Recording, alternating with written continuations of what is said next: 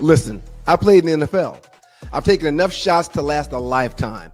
And let me tell you this, taking a shot just to lose weight, that's not a smart play.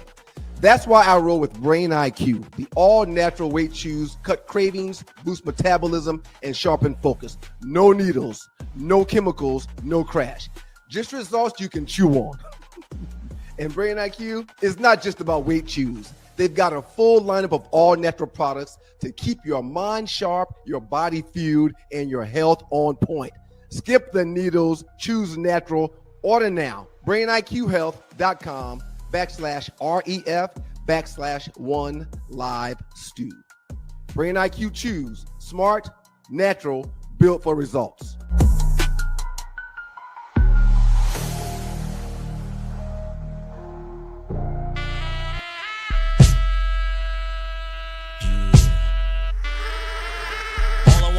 On my zoom, zoom, zoom, and a boom, boom. All I wanna do is on my zoom, zoom, zoom, and a boom, boom. All I wanna do is on my zoom, zoom, zoom, and a boom, boom. All I wanna do is on my zoom, zoom, zoom, and a boom, boom. All I wanna do is on my zoom, zoom, zoom, and a boom, boom. Check, baby, 1, 2, 3, 4. Check, baby, 1, 2, 3. Check, baby, 1, 2.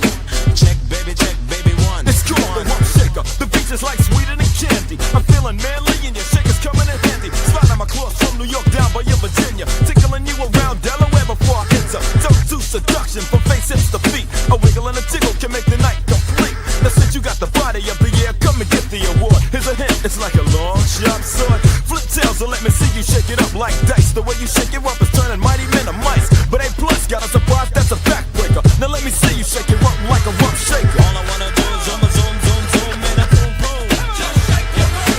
All I wanna do is on my zoom, zoom, zoom, and a boom, boom. All I wanna do is on my zoom, zoom, zoom, and a boom, boom.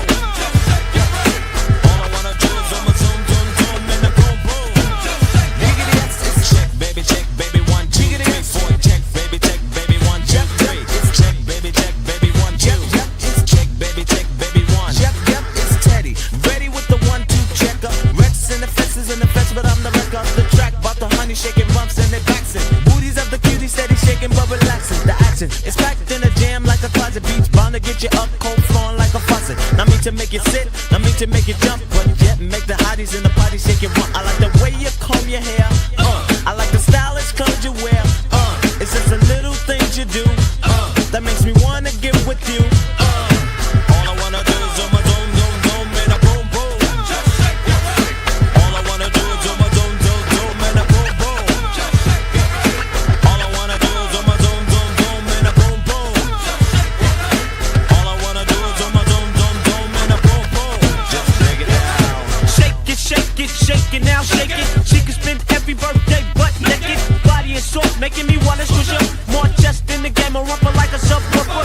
Shake it to the left, shake it to the right. I don't mind sticking it to her every single night. Come on, pass the boom boom, send it to Papa. Shake it, baby, shake it, baby, shake it, don't stop her. Let me see you do the booty hop, and now make the booty stop. Now drop and do the booty walk. The way you're shaking your grills really kills. It's making brothers up a whole lot of bills.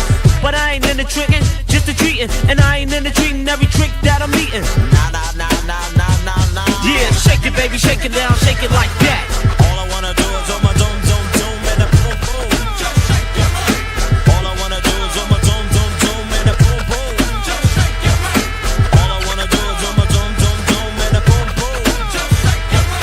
All I wanna do is on my zoom, zoom, zoom, and a boom, boom. Check, baby, 1, 2, 3, 4. Check, baby, 1, 2, 3. Check, baby, 1, 2. Check, baby, 1, 1. Check, baby, 1,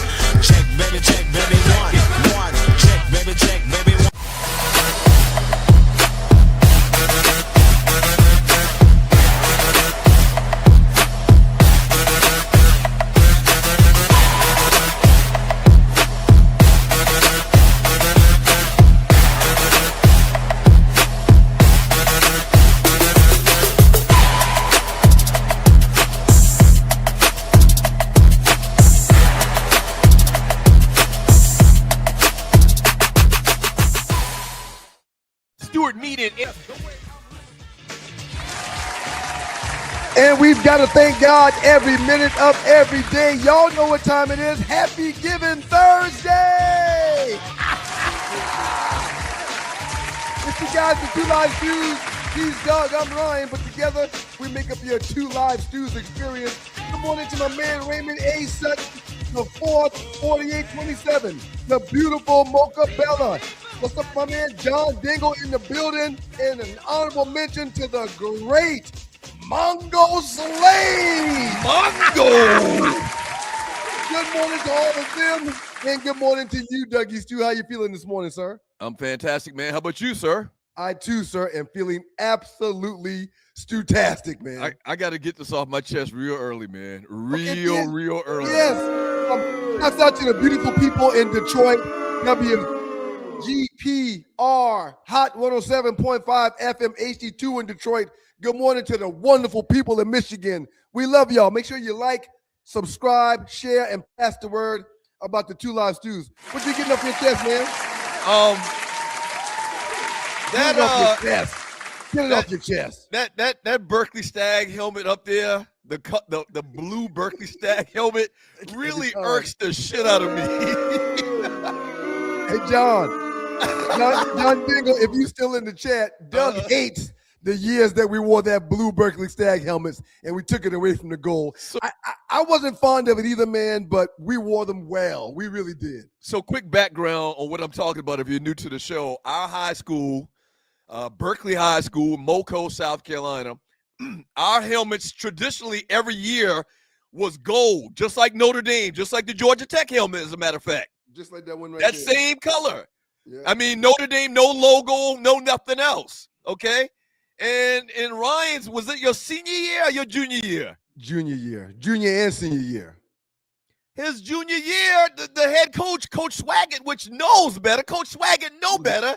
Swaggart knew better. It changed the helmet to that blue helmet, and y'all had one of the most awful seasons in the history of our high school.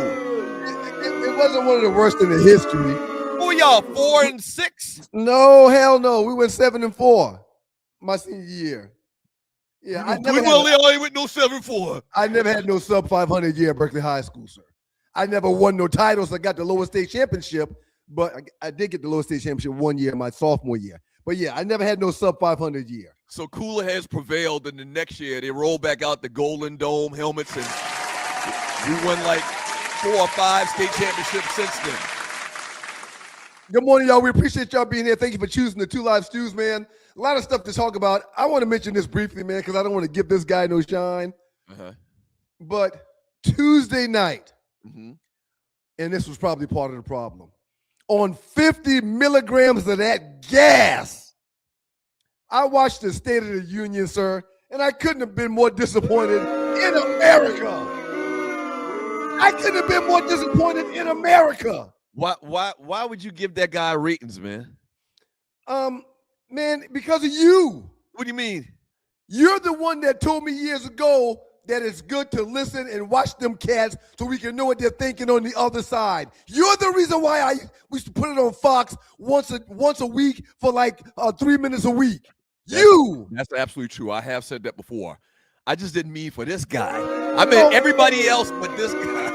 So I turned it on and was going to give him 5 minutes and said, I'm not going to listen to any of it, but I'm going to give him 5 minutes to get to the podium.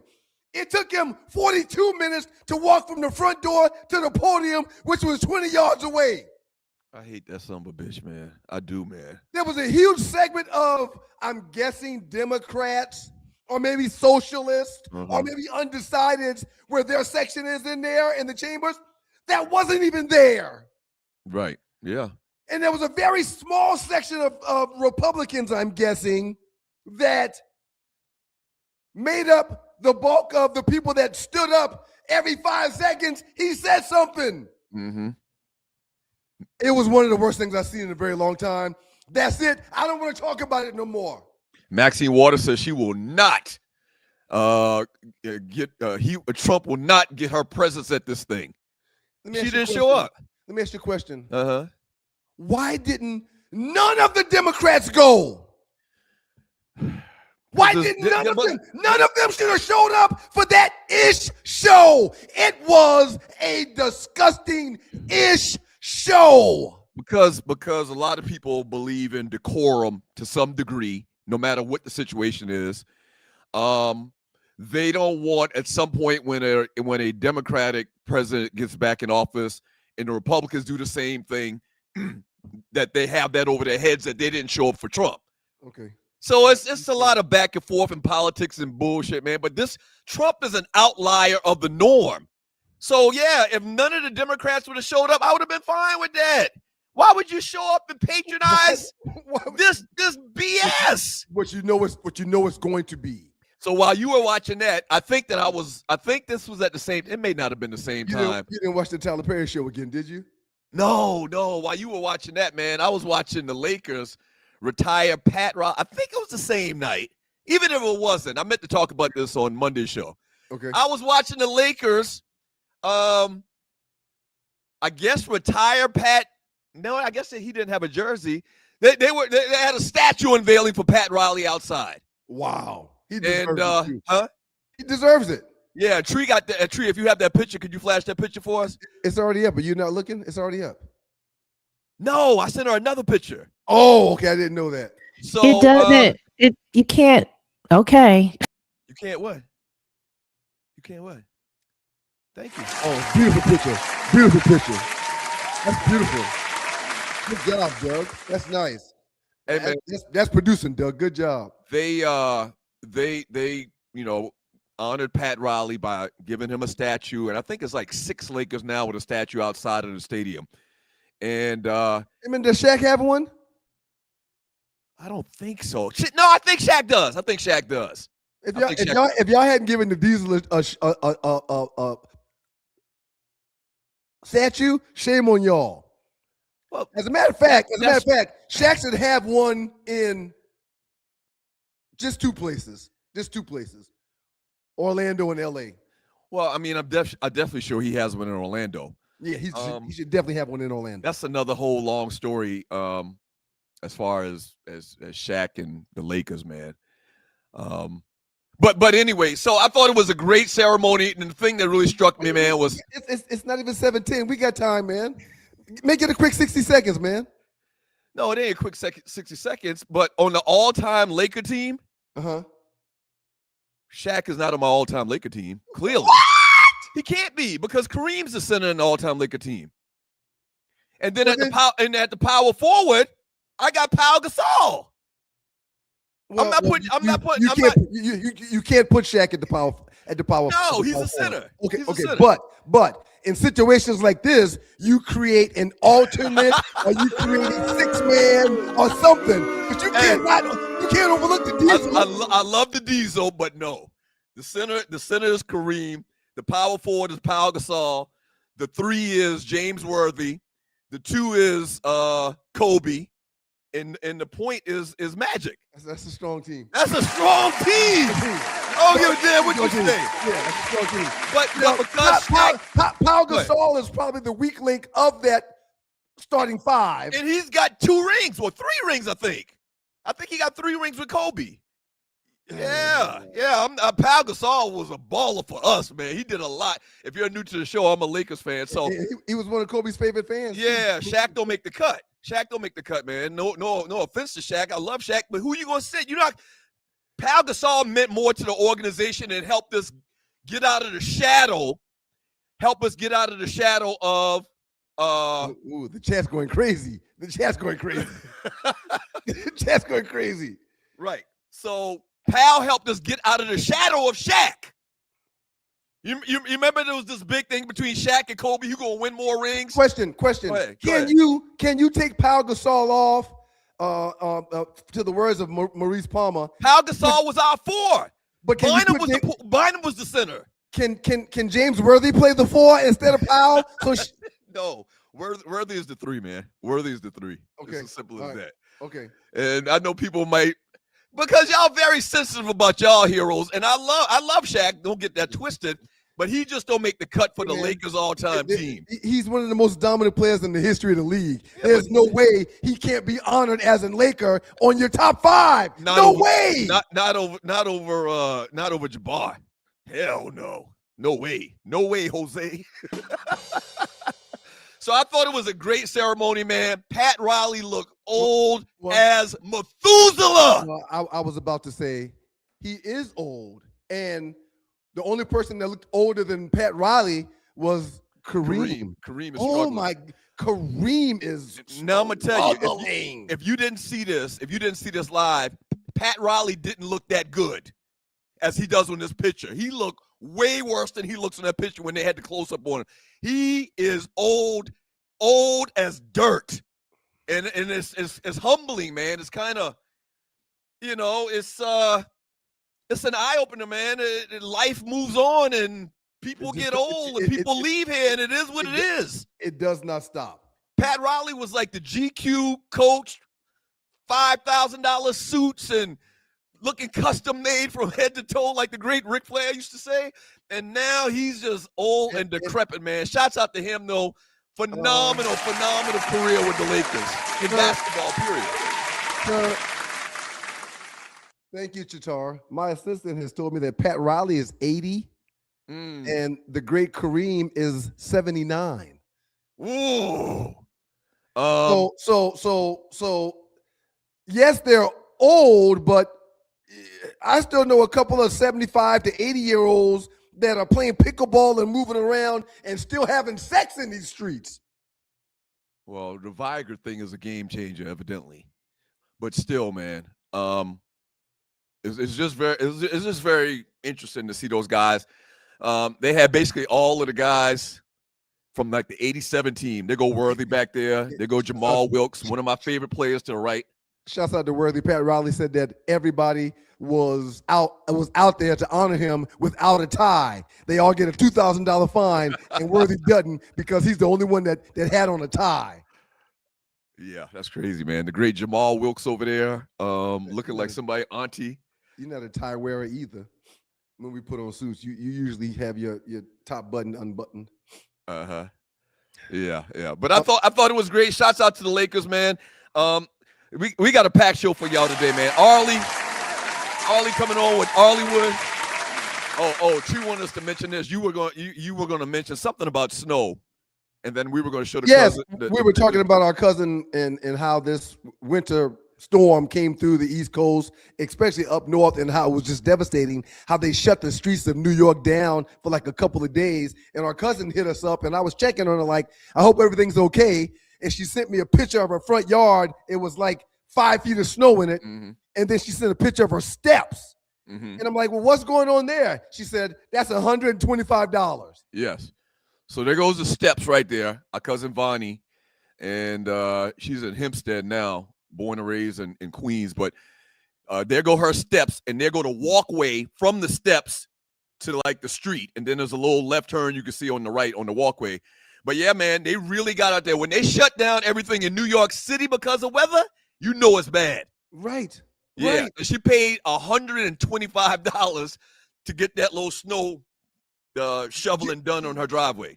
I mean, there's a lot more yard in the front to the right of the driveway and the left of the driveway. There's bushes beside that walkway. Right. So that little bit of clarity right there was $125. And it probably took somebody, 10, 15 minutes to do that? Right. They said this was the biggest storm in New York in like 16 years.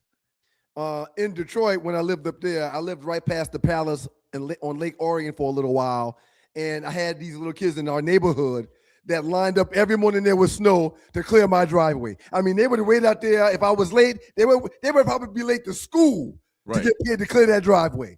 But it was a great hustle for the kids. That's a great hustle for a kid. It's a great hustle for the kids. Our hustle was cutting grass, That's obviously. Right. That's right. One of the greatest hustles I've ever seen is over in the Bahamas or Jamaica or one of them places, man.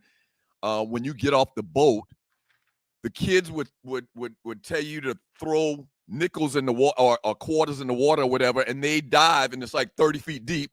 They dive and they get the quarters and they keep it.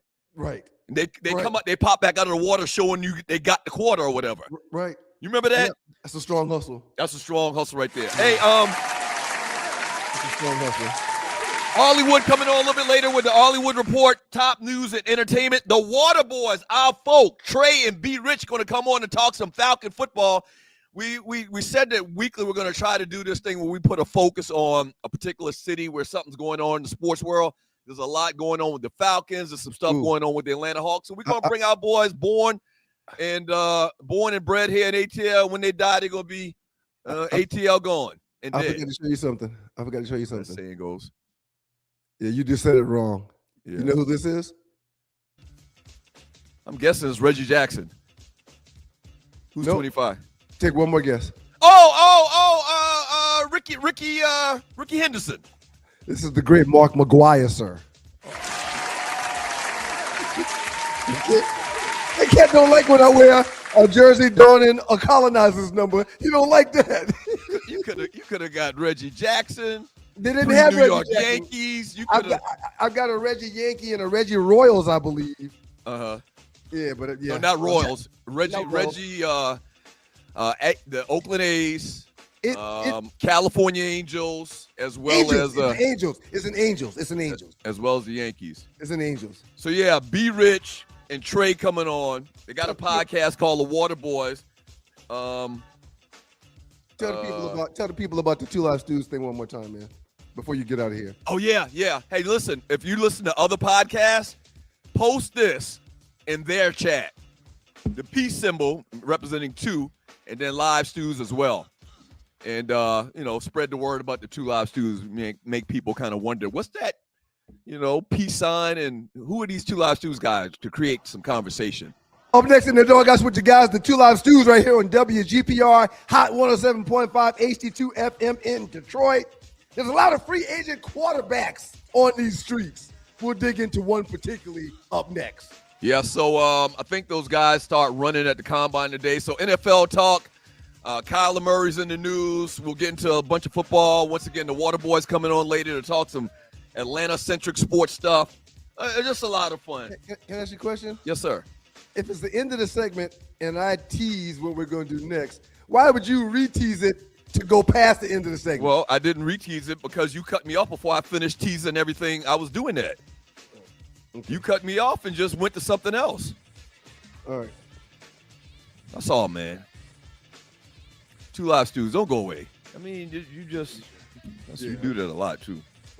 I just let it go, man. Somebody likes being heard. I mean, I want to be heard, and I want to be heard last.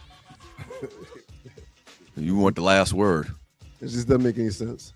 You want the last My word. name is Donald Bradley. I'm the CEO and founder of Planet Marketing here in the United Kingdom for another amazing event. Today we had over 2,000 individuals coming to be educated and be recognized on what we believe is the fastest growing business on the planet. Never before have I gone to a local event in a country anywhere and had 9 rings to pass out, 9 six-figure rings from over $100,000 a year to over $500,000 a year. Stay tuned. Right place, right time, right people. If you know anybody that's involved in Planet Marketing in the 22 different countries that we're doing business in, get back with them. Everything in life is all about timing, but more important than timing is something called positioning. We are looking for leaders in a country near you. Join us.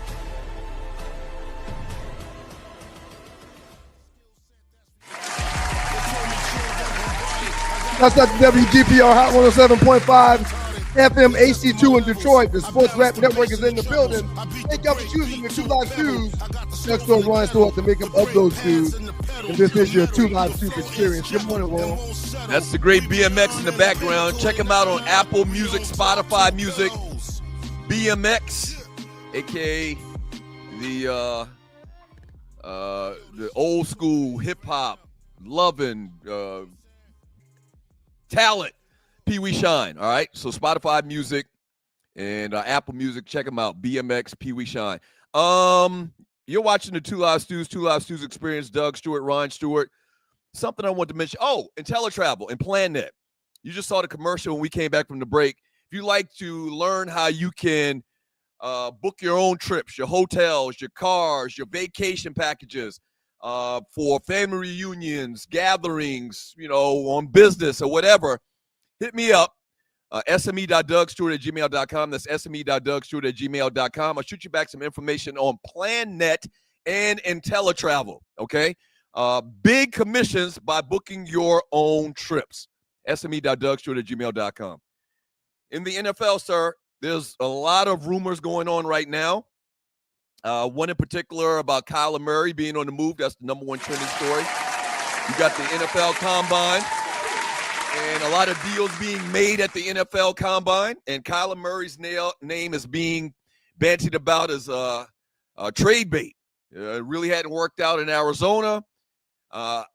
Atlanta, sir, is in a position because Kirk Cousins, they're going to release Kirk Cousins. And we're going to get in a lot of this Atlanta talk with the Water Boys a little bit later. But Atlanta's going to release Kirk Cousins. Michael Penix Jr.'s health is in question. And so there's talk about them bringing in a quarterback. The names that have been thrown out there is Tua, who is no longer with the Miami Dolphins. Give me your thoughts on that before you move on Tua. Give me your thoughts on him. Tua doesn't excite me, man. Not at all. He just doesn't excite me. Not Justin Fields, who's damn near a journeyman at this point. Atlanta bred, Atlanta guy, Metro Atlanta guy, played for the University of Georgia for half a minute. And then Kyler Murray. So out of those three guys, which one of those guys would you like to see maybe the Falcons talk to? Because once again, Michael Penix Jr., he's coming back from his third knee surgery. And that's just not good. You can't, I don't know how much you're going to be able to rely on. Or is it fourth, man? It might be fourth. Okay. It might be fourth. It might be fourth. My top three free agent quarterbacks. One is Malik Willis. He's probably going to command the highest salary of the free agent quarterbacks that's on the board right now for teams that need a quarterback. Two will be Kyler Murray.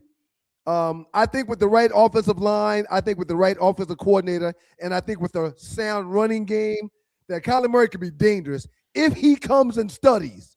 If he comes and does the work, I think he could be one of the best in this free agent class. And third, and finally, the way Aaron Rodgers played last year, I think with some protection, man, I'm being honest. I know you think this is fluff, but I think with protection and a scheme, Aaron Rodgers could have success on the field at plus 40 years old as well. But you're done on you're done. It's over for Justin Fields. Justin's in my top five. Justin's next. Yeah, so that's five though. He hadn't shown me the capacity to. I think he needs a lot. I'm not done with Justin Fields. He's still a very young player compared to all the others. But I don't know exactly what it is with Justin. He hadn't shown me the consistency that I think I need at that position. You just mentioned Aaron Rodgers. The Steelers are still leaving the door open to bring him back.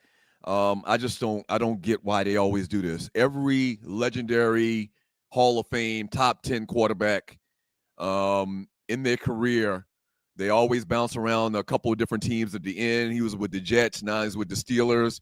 At some point, you got to move on. And it's funny if he was to consider to really go back to the Steelers, that would put him back with his head coach that was in Green Bay, when allegedly the reason why that head coach and Green Bay parted ways was because the signal caller and the coach wasn't getting together right. They wasn't on the same page. Right. So it would be funny to see what would happen a decade plus later with those same two that were together years ago in Green Bay. I look back and I searched the word Kyler Murray because I know we've talked about him over the years. I look back and searched his name in the Two Lives Two's Facebook chat group, and something came up where I said basically Kyler Murray might be the most exciting player in the NFL. Like Dak at the time, Dak was playing very good, but Kyler Murray had like one of those phenomenal games. He's hit or miss. Like one week he'll look like the best or one of the best and one of the most exciting players in the league. And then another week he'll, not play to that level. And then he'll have these little nagging injuries. But Kyler Murray on a good day is a very good player. People would pay for tickets or buy tickets to come see Kyler Murray play. I would like to see him in Atlanta, man. Yeah, I hope it works out for him here in the ATL. I would love for them to. Malik Willis is going to command so much money. He's going to make $35 million a year more than likely. So that's probably why Arthur Blank won't bring him in, especially with the money that he spent on Kirk Cousins, the gimp that's going to be leaving. We'll talk about him a little bit later. So yeah, I don't.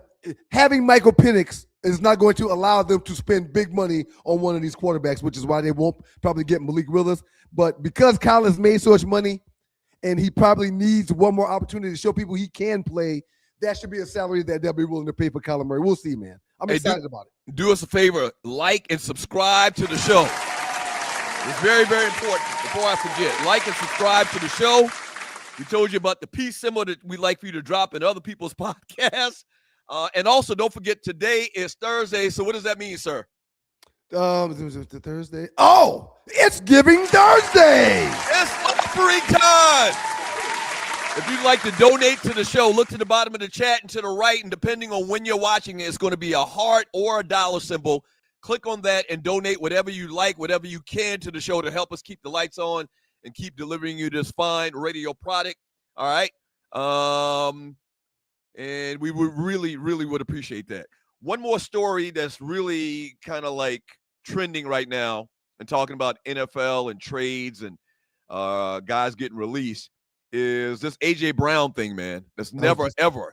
I was just about to bring that up. Seemingly like it's going to come to an end. So I've seen several talking heads and analysts and football gurus or whatever over the last couple of days say that, and really the head coach himself for the Philadelphia Eagles say they want to keep A.J. Brown. That's just talk. They got to be trying to find a deal for him, right? That's exactly right. They're trying to command a higher deal. They're trying to make off like fat rats like they tend to do when it comes to these Philadelphia Eagles trades. Right. They're trying to get the asking price and the want for said A.J. Brown to go up. Mm-hmm. But in my eyes, after the past couple of seasons that A.J. Brown has had, there's no way that head coach Nick Sirianni or GM Howie Roseman want him back on the roster. They're probably trying to get 2 first-round picks and or more for the primetime franchise wide receiver. You think he's worth 2 first-round picks? I think they're trying to get 2 first-round picks. Ooh, yeah. I think they're trying to get 2 first-round picks. Mm-hmm. I mean, he's just come in anywhere near that. Yeah, I don't know if he's worth. I don't know if he's worth 1 anymore. No, I don't. That's what I'm saying. I'm thinking more like a second and a fifth. A second and a fifth, a second and a fourth, or something like that. I don't see a first-round pick, especially with the baggage, the quote-unquote baggage you got with the guy coming in. Right. He's still a premier player. There's no question about that. If he gets on the right roster with the right leadership on said team, right? He's still a guy that can get 1,000+ yards, a guy that can have 80 to 95 catches. There's no doubt in my mind. I just don't like malcontents on my team, man. I don't like locker room lawyers. And you know who he reminds me of? It's crazy. This guy played for Philadelphia. He reminds me of Terrell Owens, but Terrell Owens was better than A.J. Brown, first of all. Much so better, you would accept a lot of that stuff from him. Not to take up time talking about Terrell, but sir, he's a top 3 receiver in this league. In every top 3 to 5 in everybody's eyes when you're talking about T.O. Absolutely. Yeah, so don't just be comparing him to others because AJ is nowhere near a Terrell Owens. Nah. That's what I'm saying. He don't have the same leverage that Terrell Owens had in being one of the all-timers. He's very good, but I don't see teams wanting to give up first-round picks for this guy. He comes in there and does the same things and pulls out children's books and reading at halftime. Or doing the game. I don't think it was a children's book. It was a children's book. No, it wasn't a children's book. Curious George. I think it was Curious George. No, it was not Curious George. What was it? It was some kind of self-motivation book or some kind of life coaching book. Oh yeah, that's that right. He was reading. That's right. I'm mixing up the story. He wasn't reading Danny and the Dinosaur. Where'd you get that from? No, I mixed up the Curious George thing with Kanye. We were talking about the other day. If you're new to the show, Kanye West says that he got a beef or he's mad. Oh no, Curious George did him wrong. Right. He had a list of people that did him wrong. And he had freaking Curious George. But yeah, man. So it's interesting to see what happens. You think a deal is going to come out of the combine where he's moved, or you think that they're going to go and ride with him another year up in Philadelphia? You've mentioned it a couple of times. It is combine week right now in Indianapolis, and the scouts, the cap guys, the GMs, the coaches, everybody's there. So yes, deals are being talked about 24 hours a day around the clock right now in Indianapolis. And more than likely, prior to the draft, after this combine, we'll see that A.J. Brown will be in somebody else's uniform. Yeah. You're watching the Two Live Stews, Doug Stewart, Ryan Stewart, Sports Talk with Hot Sauce, Texas Pete Hot Sauce. Bunch of little stories going on right now. There's still a lot of talk about what's going to happen in Cleveland. And are the Browns going to ride with Shedeur Sanders, or are they even going to make a pick? They might even make a pick in the draft for another quarterback. What's your thoughts? Where do the Cleveland Browns pick this upcoming year? Got to be very early. Would they win 2 games last year? Huh? Let's see. I'll pull it up. Should have had this already. Round 1, they have pick number 6 overall. Round 1, they have pick number 24. Yeah, they Shedeur need to be on the lookout. Well, I don't think there's a big market for quarterbacks, at least at the top of the draft this year, like they have been in years past. For Cleveland, number 6 overall, number 24 overall, and then top of the second round, number 39 overall. Now, they should definitely go into this upcoming year with Shedeur and their new coach, Monken, giving Shedeur a good look. I really think that this will be at least the 1 year that Shedeur will get to show if he could be that team's franchise quarterback moving into the future. No doubt in my mind. So they're saying Ty Simpson is probably going to be the first quarterback picked in the draft. No, that's not true. Who? It's going to be for, Mendoza. I'm sorry. I forgot about Mendoza.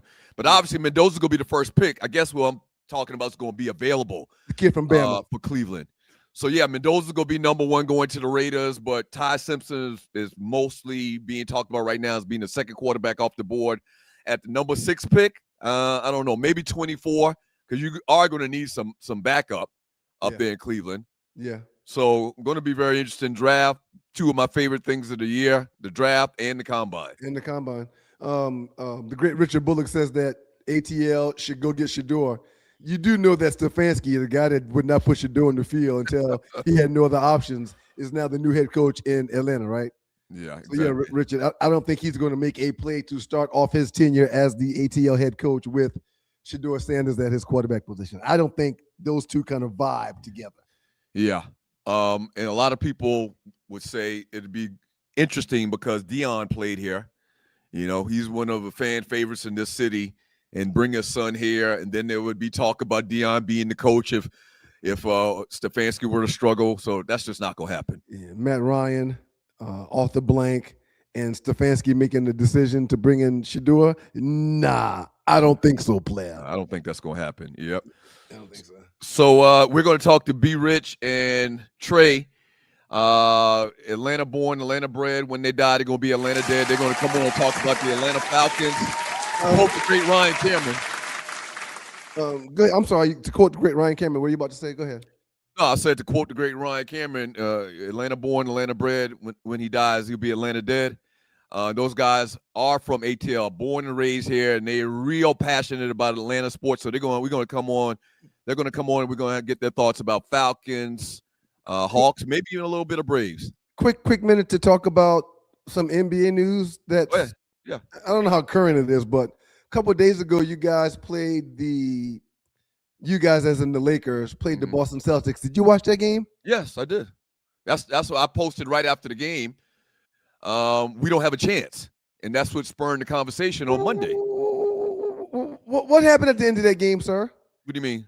I watched the second half, and at the end of that game, you got Luka, who's got a clear shot but doesn't take the shot, passes the ball to Braun, who wasn't looking for the shot because I guess he thought that Luka was going to take the shot, then jacks up a shot because they're pressed up against the clock, and he misses said shot. Okay. So I'm talking about the Boston game. I don't think that was the scenario. No, that was the other night ago. I'm sorry. Right. The Boston game, we got blown out. And Luka was no place to be found in the Boston game. Right, exactly. So you're talking about the last game that the Lakers had, and at the end it was indecision about taking the last shot. LeBron ultimately took the last shot, but that's why you brought Luka in, is to make those decisions and have the ball in his hand at the very end of the game and win games for us. Yeah. And we're going to get into it in the last 48, the biggest memes in the Two Live Stews Facebook chat group a little bit later. The game I was referring to about the last shot that wasn't taken by Luka was the Magic game, and you guys lost to the Magic as well. Right. So that it was back-to-back losses, Boston then Magic, but Right. the game I was referring to was the Magic game. Sir, what y'all dealing with over there, man? Well, that's part of the problem is LeBron's been the guy his entire career, which is what, 21 years? It's been a long time. And now he's not the player he used to be. Clearly, Luka is the guy of the future. We're going to build around him. And so there's some indecision about Luka's got to take it because he's the guy. But LeBron has been in that position his whole life, so it's kind of awkward. You know, you deferred from LeBron? Who defers from LeBron to somebody else? But so that's why I said I think everybody would be happy if we just made a deal to send him back to Cleveland. Marvin, it's hands down. Come on, studio audience. Shut up, studio audience. Please calm it I'm down. serious. It's hands down Luka's team, but right. He deferred to LeBron. LeBron wasn't asking for the ball. Well, he said Luka he didn't deferred. he said he didn't have a good shot. Yeah, I was watching the game. I'm looking forward to talking to the Water Boys, man. Yeah. Speaking of which, that's who's coming up next. The Water Boys, our boy B Rich and Trey, Playboy Trey, talking some Atlanta sports in our weekly podcast host series. And we're gonna get into the down and dirty with these guys about these Falcons, and once again a little bit as well about the Atlanta Hawks. And the Hawks made a big move that worked out so far with Kuminga. So I'm gonna get these guys' thoughts on that. They bring in Buddy Hield as well. Trey Young comes back to Atlanta. So that's some Hawk stuff we can get into as well. We'll talk about the game being gone as well as spending some time with the Water Boys in the doghouse with your guys, the Two Live Stews and the Two Live Stews Experience up next. Shouts out to the great people in Detroit, WGPR, Hot 107.5 HD2 FM in Detroit. Y'all should enjoy the Water Boys time up next as well. Y'all keep it locked. Yep. Listen, I played in the NFL. I've taken enough shots to last a lifetime. And let me tell you this, taking a shot just to lose weight, that's not a smart play. That's why I roll with Brain IQ, the all-natural weight chews, cut cravings, boost metabolism, and sharpen focus. No needles, no chemicals, no crash. Just results you can chew on. And Brain IQ is not just about weight chews. They've got a full lineup of all-natural products to keep your mind sharp, your body fueled, and your health on point. Skip the needles, choose natural. Order now. BrainIQHealth.com/REF/1LiveStew. Brain IQ Chews. Smart, natural, built for results.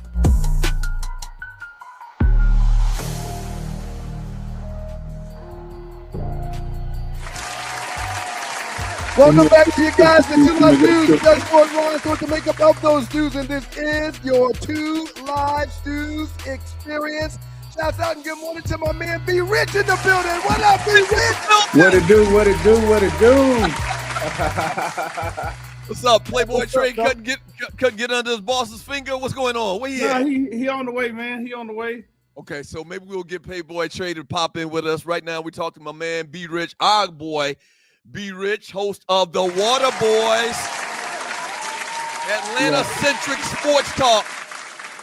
B Rich, man. How y'all doing today, man? What we on? What we talking about? We talking about everything Atlanta. Once again, we're doing this series where we bring in different podcasters talking about what's going on in their city.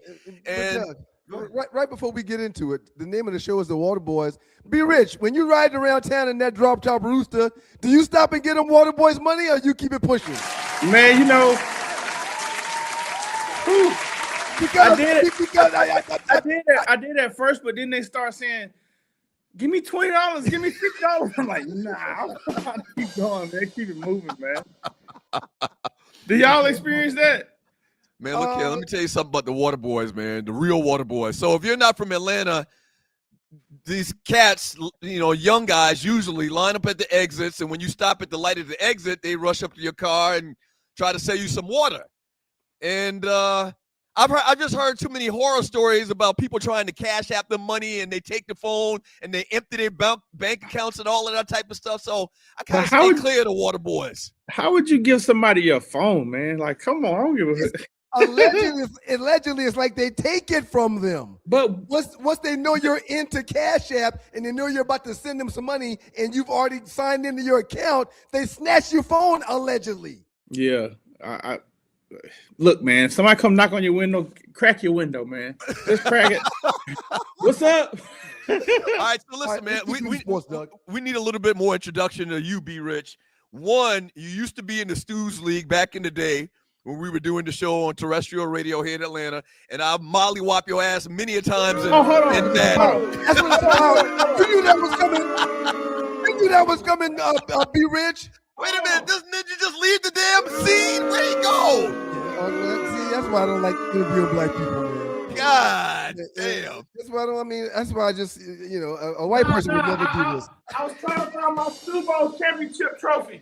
Yeah, but no, B. Rich, you can't do that. I was trying to find my Super Bowl championship trophy. You can't do that during the goddamn show, B. Rich. Come on, man. I didn't know he was going to say that. Hey, be rich. I won the Stews League. I beat Doug's ass. No, be rich. You won the Stews League after I retired. I am a 3-time Stew Bowl champion. Don't ever forget that. Hey, listen, you don't sit here and tell these good people a good lie like that. That's what's up, man. Right. Okay. And before we get to all the sports, also talk about your background for the people that don't know. Talk about your background in the music industry here in Atlanta. Okay. Well, I was a pharmaceutical rep when I knew y'all. I used to travel and I started doing music, man. I discovered B.O.B. I started working with Grand Hustle and T.I. and those guys, and I went from B.O.B. to Kevin Gates to Lil Darius now. And man, I've been all over the world through music, man. It's amazing. Y'all seen it from the grind up. Yeah, absolutely. And B.O.B. And if you've never heard of B.O.B., look him up. He had Nothing on You with Bruno Mars. Bruno Mars' first song ever was Nothing on You with Bob. And we had Airplanes with Haley Williams. We had Magic with Rivers Cuomo. We Still in This with T.I. and Juicy J. And we've been a lot of songs, man. Yep. Let's talk about the Atlanta Falcons. All right. As a matter of fact, let's start right here with story number 2 for the Two Live Stews today, man. The Falcons are planning to release Kirk Cousins, and that's supposed to be happening like any day now. Give us your thoughts on Kirk Cousins' legacy as a Falcon, and what do we do when it comes to Michael Penix and the next quarterback that you should be seeing under center for your team, the Atlanta Falcons? What are the streets saying? What are the people saying too? In your thoughts? Yeah, I mean, well, with Kirk Cousins, man, it all started out wrong when he was talking to Kyle Pitts and we lost the draft pick for tampering. Kirk Cousins, man, I don't know, man. It started off good. Then the New Orleans game, he got hurt, and it never was the same. And then he kind of he didn't keep it P, man. You know, he was complaining. You know, kind of threw the team under the bus during the Super Bowl. Got into it with D. Orlando Ledbetter at the Super Bowl, and Ra and Terry, man, like we was pulling for them, and I don't think they I think that's what they say. They had clear vision for the team. So Raheem Morris was the head coach, and Terry Fontenot was the general manager. Yeah. Right. And I think coming into the season, they didn't give Penix a back. They didn't have a competition at the quarterback position. It's his job, this or that. And I think they should have had competition. And then on top of that, I thought it was good at the time, but these guys didn't play during preseason. Right. And it hurt this year, hurt Penix. I think that Penix put play on tape, and I think people were able to break down the last 3 games. And they saw what he did good, and they saw what he did bad. And I think we didn't adjust. Like, all right, they thought Penix was gonna come in and hold it down, and didn't. But far as like in the streets with Kirk Cousins, I think people are mixed on it because they're worried about Penix. They don't know, and they're wondering what we're gonna have with the quarterback position. But I kind of like it because he gave us a deal. He gave us a discount. You know, went from $30 million to $2 million or whatever the amount was. And it gives us a chance to after watching the Super Bowl, it's about them trenches, man. If we can get offensive linemen, defensive tackles, the way those 4 linemen were going for both sides of the ball in the Super Bowl, that's what we need. That's what we need. And speaking of which, you just brought up Michael Penix Jr. He's a quarterback of the future, but he's had his third ACL surgery. And you're watching the 2 Live Stews experience. He just went through his third ACL surgery, maybe fourth. Me and Ryan are trying to figure out if there's actually been one more as well. There's names being thrown around as the Falcons going out and getting another quarterback. We mentioned earlier Kyler Murray, Justin Fields, two are down from Miami. Do you believe in the long term Michael Penix Jr., or do you see these knees being an issue going forward, probably for the rest of his career? Man, I don't know, Doug. I played ball. I never had injuries before like that. It's just something like you bring up players they say are injury prone. You know, like Jalen Johnson just hurt his hip, and I just wonder, I'm like, is it something wrong with their body, or is it just bad timing? You know what I mean? Mm-hmm. So with Michael, like, dang, bro, when we drafted him, it was like he had 2 ACLs. You wouldn't think he would get another ACL his first full season as a starter, and that's what happened. And the 2 in college, 2018, 2020 was on his right knee, and the one that he got last year in the NFL was on his left. I mean, Ryan, you've had experience with watching players do rehab. I mean, what Ryan said in the press conference, he said his left knee is going to be better than ever. So was it something wrong with his left knee from the start? That makes me question that. So, you know, maybe he comes back and his right knee's good. Now his left knee's good. I don't know, but I'm hoping and I'm praying as a Falcon fan that he good. Cause I saw he got a cannon for an arm. Like he really can sling that thing around. Right. And as far as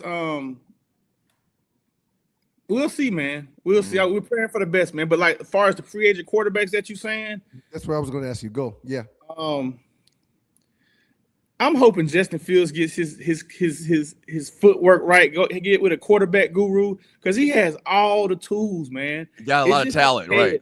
I think he needs to get with one of these. He needs to go play behind Kyle Shanahan, one of those guys, man. Like how our guy Sam did, man.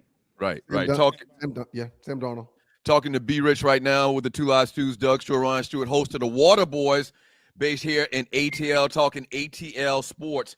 Kyle Pitts, man. The Atlanta Falcons put the franchise tag on tight end Kyle Pitts. I don't know if you've ever heard my thoughts about Kyle Pitts.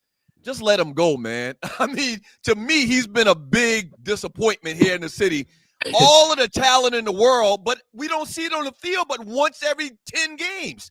What's your thoughts about Kyle Pitts and how you see this thing playing out? Well, I don't know if y'all saw our post yesterday on our Instagram and our Facebook. Kyle Pitts, we did a take on Kyle Pitts. We had Big Low Country on, and we was talking about Kyle Pitts. And all we said was like, you know, do we want to see us this is before they put the franchise tag on, do we want to see us keep Kyle Pitts? And I'm like, tight end for the Atlanta Falcons if you're not from here. Yeah, so I was like, I don't want to see a number 4 overall pick go somewhere else and ball out. Like we spent a number 4. The next pick was Jamar Chase. Right. Later on down is Michael Parsons and some other cats that we could have gotten. That have a lot of before Michael Parsons. Oh, so I didn't even realize that. We gave a take on Kyle Pitts. He left a comment on our Instagram page and said, "Y'all some 3 goofies ass dudes." Oh, really?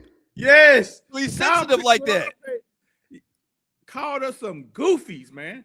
And we went in on him, bro. So right. I just want to say this, like, I have nothing against Kyle. I like Kyle Pitts. But, hey, man, like, would I have wanted the guy from Cleveland? What's the tight end from Cleveland? Njoku. If we could get him for a cheaper rate and able to get some trenches, some offensive line, defensive line guys, hey, man, I'm not complaining because Kyle, he had the second most catches this past year, but still, like, I didn't see, like, what my boy says, like, what has he done to supersede other tight ends? Has he been that much more outstanding for a number 4 pick? And I said no, but I still like him. He did some good things. He just wasn't consistent. Wow. Talking to B Rich right now with the 2 Live Stews on the Stewart Media and Entertainment Network. I just talked to Trey. He's getting the link right now. Okay. Well, Yeah. damn, shit, we about to go to Yeah, break. Tell Trey we catch him next time. Matter of fact, tell him we'll get him on next time. Exactly. Let's talk about your Hawks real quick, man. Are you pleased with the new team and the new roster that's on the lineup for these guys? Got a lot of young talent. Are you cool with Trey being gone? Give us your initial take on the Atlanta Hawks and how their season is going to date. All right, a lot of people know me. They know I love Trey Young. I got an autographed jersey right here. When I was season ticket holder, I hated to see him go, but I understand. When I watched him doing the play-in last year, I'm just like, Trey can't do it. He's too small. He can't be getting paid these big bucks and being the number one option. He's too small. And I just like, damn. Mm-hmm. So I get it. Now, if Trey was getting paid like like Alexander Walker, I keep him. If he's getting that type of contract, keep him. We can deal with it. Trey getting 50. He commanding 50 plus, sir. So after watching the game the other night, I ain't know about your boy. Was it Kuminga? Kuminga. Yeah. Oh my God. 27 points in his first time off the bench for the Atlanta Hawks. So watching him, I couldn't take my eyes off of him. So it's kind of like another trade that we have. Like I'm like watching the announcers. He's just the focal point of the Hawks. I like the kid they got from Houston, the Kispert. I like him. Zachary, man, I'm so disappointed in Zachary. I feel like he's homesick. I feel like he's transitioning. It's not translating. He has a talent. You see it. You see how tall he is. He's playing defense. It's just when he shoots that three, he's like, oh no, I got the ball. You know what I'm saying? He's just shooting scared. But I think that he'll get out of that. But I like the team. I'm looking forward to what we're gonna do in the offseason. I don't feel like we're gonna go far in the playoffs. If I don't think we're gonna go. Hopefully make the play-in so our pick don't go to the lottery. But I feel like we're going in the right direction. Finishing up with B Rich right now with the Two Live Stews experience right here on the Stewart Media and Entertainment Network. I want to flip back one more time back to football. Tyler Algiers is in question on whether he's going to be back with the team, running back. I think that he's just too phenomenal of a talent, and he plays too good whenever he gets an opportunity. Bijan obviously is the guy. Bijan Robinson is probably one of the top 2 or 3 running backs in the league. What do you think about this notion that Tyler Algier is going to be a free agent and we're going to just let him go, the Falcons? Well, I mean, we had Michael Turner on the show, and Michael Turner talked about him and his situation with LaDainian Tomlinson, and he ended up coming to the Falcons. He said it could be a possibility that Tyler goes, but I doubt it, man. Tyler, I hear the Cowboys want him. I like Tyler, like you said, but hey, the running back position, man, you can find a good quality running back in later rounds if you do your research. And I don't see the Falcons needing Tyler to stay. We just need to get us a big back that can get 3rd and 1, 4th and 1, get those tough yards. I'm a huge fan of a dual back system. However, if you've got a superior back, which we do in Bijan Robinson, I think every time you take Bijan off the field, even though you're bringing on a suitable guy like Tyler, who can get it done, that you're doing a team an injustice by Bijan not being on the field. Give him the ball all day long, every day. If you're considering running the ball, if you're considering throwing the ball, Bijan Robinson needs to be on that field. So I don't think Tyler will be missed. Yeah, I agree. I love Tyler. He didn't complain. He went in and got the job done. So, Bijan, like you say, man, that he nasty. He went an all-time Falcon greats already. Yeah, absolutely. Hey, B Rich, man, we appreciate you coming on. Give a shout out to your show. Like, what time? Where can people hear the Water Boys at? All right, we're on all platforms. If you want to come to our YouTube channel, it's the Water Boys Show. That's the Water Boys, Boys with a Z show. We have content every day. We post Monday, Wednesdays, and Fridays our long content, and we have mid content, everything, man. We have everything. We've had the mayor on, we've had the Stews on, we had Roddy White, Champ Bailey. We had a lot of good people on, man. And to be honest, man, it's an honor. I was talking about this last night. I grew up with you guys. You guys started it all. You are inspiration. And we have a lot of people compare us, hey man, you guys, have that authenticity like the Stews, man. You guys remind us of that, a breath of fresh air. So man, like we owe a lot of our our background to y'all, man, because we listen to y'all for years, man, and we give y'all homage. And if people say that we're like y'all, yes, we are. We grew up listening to y'all, so no copycats. We learn from the best. Hey man, we appreciate you, man. And tell Trey when we see him in them streets, he gonna see about this. Tell Trey when we see him in these streets, he gonna see about this. You just don't do us the way you did us this morning, Trey. Let him know when we see him in these streets, it's on popping. Hey, good. Man, us being in Atlanta, you guys are so deep in Atlanta sports.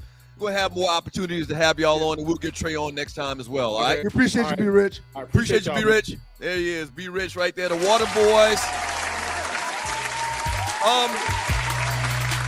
So I look back at it, man. The most, and I've talked about this before. I've talked about this before. The Cowboys used to run split backs when I was growing up. So it used to be Tony Dorsett, Ron Springs in the backfield. I looked it up as well. They had a year where Herschel and Dorsett played together. Yeah. Okay? And they played that split backs. So I hate to see Algier go, man. I hate to see him go because you want your best players on the field, right? Okay. So I agree with that. That's a great illustration of Herschel and Dorsett. That's a great illustration. But I think Jahmyr Gibbs, I think David Montgomery, I think Tyler Algier, I think Bijan Robinson. Jahmyr Gibbs and Bijan Robinson don't need nobody getting any carries if they're healthy and on the roster. So I used to get pissed off whenever Bobby Ross would take Barry Sanders off the field and bring in touchdown Tommy Vardell. Why in the hell are you giving Tommy Vardell the ball when you got Barry Sanders? That's not the same, though. Well, but Tommy Vardell isn't even in the same hemisphere as Barry Sanders. He was a 10, 15 touchdown guy per year. And that's what Montgomery is in Detroit. That's what Algier is in Detroit. I mean, Atlanta. Mm-hmm. I think if you've got a premier back who's one of the best backs in the league, top 3 in the league, every time the ball is ran, it should be ran by that guy. We're going to miss Algier, man, in Atlanta. I'm going to tell you. I agree. I understand. We absolutely are. All right, when we get back from the break, man, Arlie's here with her entertainment report. It's Arlie World. Arlie World in the building. I love it. Arlie World in the building. Don't go away. 2 Live Stew, Sports Talk with Hot Sauce, Texas Pete Hot Sauce. Cheer. We love you, WGPR. Appreciate you. Being stranded on the side of the road, y'all, in Metro Atlanta is very, very stressful and it's dangerous. Bay 11 Towing is who you need to call. Bay 11 Towing's response times always outpace those national brands. I've been beside the road in Atlanta before, and when you're waiting for hours on a tow truck, it's not cool. Bay 11 Towing says they get to you faster, and they're more cost-effective and efficient while doing so. Whether you're dealing with a flat tire, a dead battery, or a full-on straight breakdown, the team at Bay 11 Towing is ready to get you safely back on the road or get your vehicle and yourself where you need to be. So next time you find yourself in a jam, Bay 11 Towing, give them a call at 404-770-6949. Again, that's 404-770-6949. Bay 11 Towing, where speed and savings come together to get you safely to your destination. Check them out at 404-770-6949. Fast, reliable towing that doesn't cost a fortune. Bay 11 Towing. Welcome back to you guys, the 2 Live Stews. Very happy to be joined by Arlie Wood in the building. Uh-oh, you got your mic muted, Arlie. You're on mute, Arlie. Mic muted. It's all good. You need some help? You're still muted. Let me see if I can help you, Arlie. Maybe I can help you. Let's see. Okay. No, I can't help you. I got you. No? Something going on. God damn, you snorted, man? Don't snort. Oh, gosh. Mute on the platform, not on your mic. There we go. Okay, welcome, Hollywood. Nah. And now we can't hear you, Ollie. Now your mic ain't working. Ollie, what the hell going on this morning? What the helly? What the hell, yo? While Ollie figures it out, sir. Wait a minute, I think she figured it out. Can you hear me? Yes, kind of, sort of. I don't know what's happening. I'm talking loud. I was trying to use my new mic, but It's not working right. So I mean, not that it's not working. It's user error. I got y'all pushed all the way up. You still can't hear me. We hear you now. Oh, we hear you now, Ollie. We need to work that out probably in our off time. Yes, it was Yeah. working and then it wasn't, and then it was working and it Hollywood, wasn't. Hollywood, good morning. How you Good doing, morning. Hollywood? Forget about all of that. Y'all, listen. Y'all be like, it's upcoming next, Arlie World. Y'all say it all the way. And then when I get here, y'all say Arleywood. I just don't understand who y'all want me to be. Who am I? Who do they say I am? I'm almost like God. Who do they say I am? We want you to be your all natural self, Ollie, because no matter if it's wood or world, you got it, Ollie. You got it. Then you always say, like wood in the morning. So yes, I Yes. want it to be wood right. in the morning. Hollywood, By myself. like Hollywood or wood in the morning. Ollie, good morning. How's it going? How's life? How has your week been? Everything has been pretty good. I can't remember what I did this week. Everybody's been looking for me on Beyond the Gates. I'll be coming up soon. I got a birthday coming up soon. Okay. So give us an update. If you're new to the show, Arlie, our entertainment reporter, appears on the TV sitcom, daily sitcom, Beyond the Gates. Soap opera. It's a soap opera. Beyond the Gates, and her character, Peaches. When's the next time you're going to appear on the show, Arlie? It's coming up in March. So y'all. Yeah. How cool would it be for the episode in March to actually fall on your birthday? Wouldn't that be cool? But my birthday's on Sunday, so okay, it's not gonna happen. But it's gonna be close. Okay. Okay, all right. We'll see. Anyway, and yeah, I just booked this movie. I'm so excited. It shoots in Carolina, and I'm just so excited about it. Wait a minute. Tell us more about the movie. I don't know what to say. I just know that it's supposed to. I'm scared to say it, and then I'm gonna get in trouble. Well, Don't do it. Then. Yeah, hold on. Well, no, Ollie, the person can't be more famous than you, Ollie. Yes, they can. But not much, just a smidge. Anyway, that's not what we're here to talk about, y'all. We came here to talk about. I'm here to give the Arleywood report, which is an entertainment report for these fagnastic. That was supposed to be that's fabulous. Fagnastic? No, right. Fagnastic. We don't want to be fag anything. We don't want to be fag anything. But it's fantastic mixed with magnificent mixed with fantastic. Yeah. Okay. No, we get you. Right. I understand. I was trying to give y'all flowers. Everybody else giving y'all flowers this morning. I want to get some flowers. Thank you for the flowers. Take them. I mean, a mean girl giving flowers.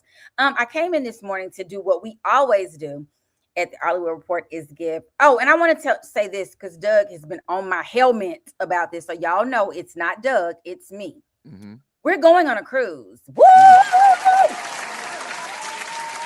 In 2027, it will be the weekend of February 12th through the 15th.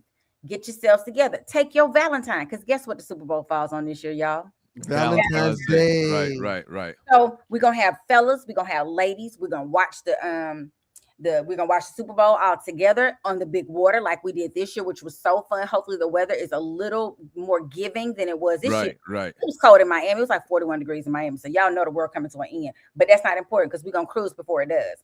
So those are the dates. That Friday to that Sunday. We're still trying to figure out. We wanted to be on the same boat, but guess what? That one is not doing that same one this year. So we're gonna be on a different Royal Caribbean. We're just trying to figure out which one we're gonna do. I sent it to the fellas. I'm gonna let the fellas. We're gonna put our heads together and decide which one we're gonna take. But it's gonna be those dates: Friday the 12th through Monday the 15th. Go and tell your boss now you ain't gonna be there. Okay? Yeah. So if you are new to the show, we call it the Stews Cruise, Cruise with the Stews. Something different than you normally do watching the Super Bowl. We actually watch the Super Bowl on the cruise from Miami to the Bahamas and back. Phenomenal first inaugural Stews Cruise. So be on the lookout. We're gonna give you more details coming up here real soon about this next coming one. And this one gonna be real special because that was the inaugural, made it special. This one, because it's the 2 live stews on our 2nd annual cruise. So cruise is important. Right. Es muy importante, por favor. We hope we get another great, magnificent artist that see all the people that came. We look so fabulous in our white. Why I look like Marshawn Lynch over there, man? And you over there like, bust up on them. We really appreciate everybody's participation. Y'all get ready for the 2nd annual 2 Live Stews Cruise 2027. Can't wait. This is Yeah. the year of the two. This is our second year back on the airwaves.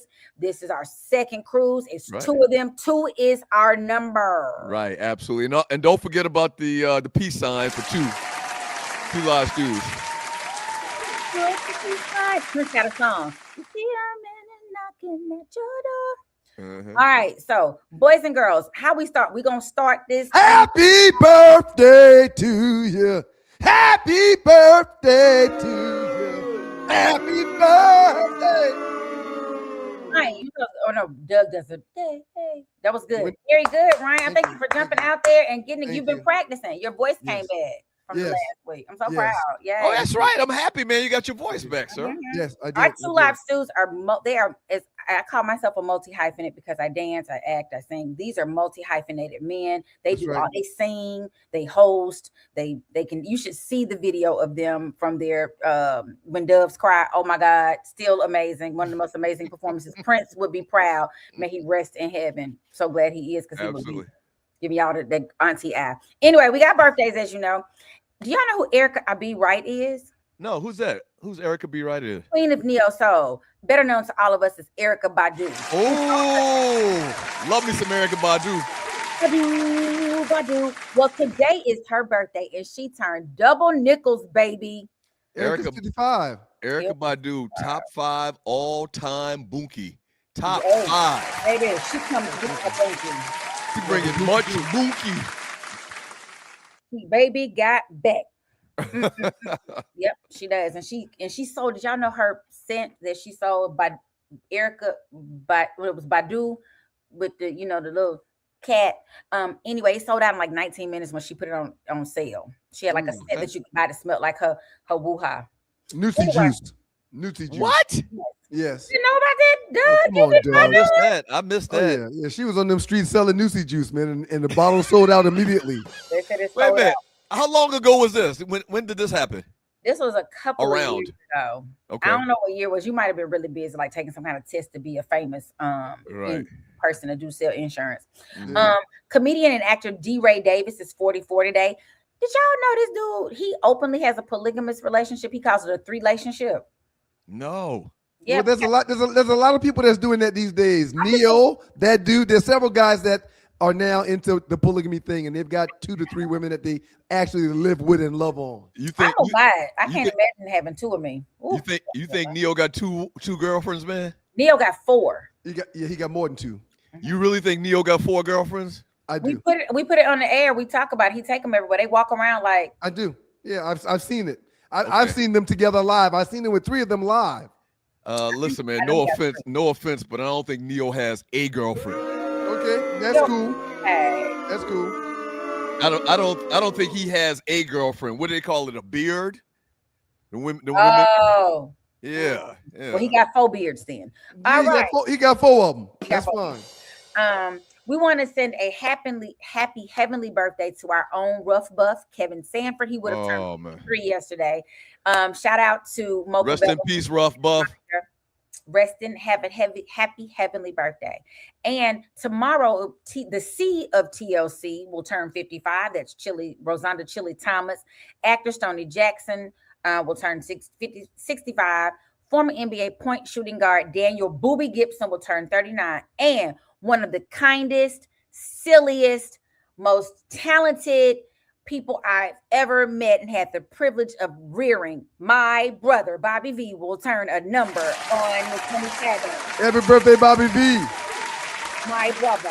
He's gonna turn a number. How old? What's the number? I don't know, because if I got to tell his, I got to tell mine. And you can look his up. I don't know. He So older wait a than minute, that. Arlie. We can't do a. Oh, you talk about your age all the time on the show. We know how old you are. We've had that discussion. I don't know. How old is she? 35. Oh, that's right. Right. Yeah. My bad. Yeah, I 37. knew that. So Arlie, you don't have a Wikipedia page where we can go and see your birthday? They think I'm in my 40s, so they just go with it. Oh, okay, gotcha. Yep. They wrong though. They got me too old. I don't know. Right. Right. What the hell are they talking about? They I don't tripping. know. But I leave it alone because Peaches is like 60. So me coming backwards just makes me look better. Okay. Like, she's much older than me. Gotcha.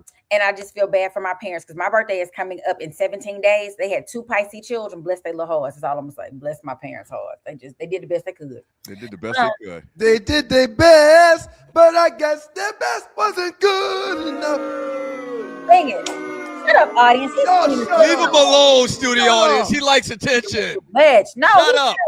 Ryan sound good. Leave he alone. Leave he alone. The Stewart brothers can sing. They're going on the road. Be prepared to get your tickets. All right, I won't cut you off anymore, Arlie. No, you're good. Okay, so Cat, I want to talk about my first up story is Cat Williams. Y'all, he is following in the steps of the great Tyler Perry, who kind of quiet right now because he got a lot going on. But he has purchased a former military base in Anniston, Alabama, and he's planning to create a state-of-the-art film studio. It is a sprawling 90-acre site, which includes 30 concrete buildings spanning over 3 million square feet with amenities like 10 barracks, 2 gymnasiums, and other facilities well suited for film production. So the exact price was undisclosed, but they think it was on listed for like 1.5 million, which seems cheap for all of that. What? 1.5? Well, it is Alabama. Depends on where in Alabama. Anniston. It's right now. $1.5 million? That's what it was on sale for. We got to wake up, man. We're not doing something right, man. We should have bought it. They probably got a lot of rehab that has to be done to it, though. I would imagine. mean, but if you just take one building and do something with it, let somebody come purchase it for them to make it.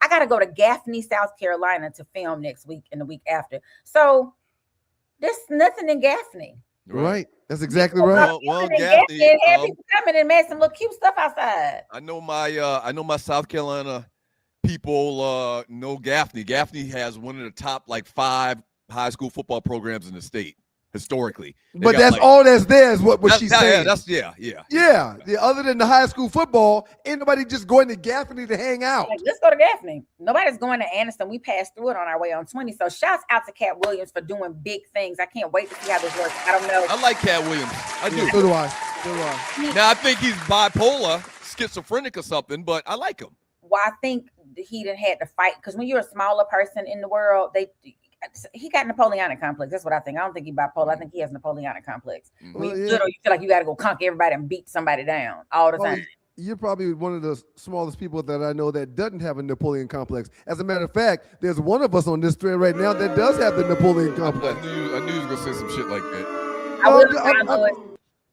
Well, never mind. And John Lewis, are we voting for you for something? It says vote for John Lewis. So tell us who can vote for you. You need to send that information. Yes. We need to know where we can vote for you, John Lewis. Next up, y'all, before we get out of here, Lord help them, Jesus. This beef with 50 and T.I. went one step too far. He talked about Tiny, which made the sun come out. Then 50 went back after the sun and posted all kind of stuff. And then Miss Knowles stepped in, being the mama that she is, and posted a really nice picture of Tiny and just saying, always beautiful, always whatever. And then 50 Cent posts something like, oh, Lord, this is getting weird. Now grandmamas are entering us. So he's kind of started backing down. In the meanwhile, our buddy T.I. makes a video, not a video, he makes a diss song. Are we able to play? I sent it to you. Drama, I'm not landing. Once it's up, I'm not landing. Truces is outlandish. Cause you're not that and you're not that rich. Trying to stun on everybody with them white folks. They got the right one. Outside playing the street. You ain't no gangster, you just pray on the weak. Man, all you do is talk and hope it stay on the net. Play detective, catch killers on some police. But I get is can't solve about a mentioning my wife. You hate women, yeah, that's why you can't keep one. You can't love them, cause from your mama you receive the beat. It always happen, too much yapping, slapping your cheek. So what the you think gonna happen out here playing with me? You got the right one. King! Yeah, I got some choice words about this, man. I don't like what's going on. I don't like the direction this is headed. But this is all his report. I'll share my thoughts on T.I. and 50 a little bit later. No, share them right now. This is your moment to shine. This is bigger than pride for T.I. and 50. This is about legacy, in my opinion. You got 50 Cent and T.I., 2 kings who help shape the sound, the business, and the global reach of hip hop. And now it's like they're trying to fight for position when they both have honored positions in this culture.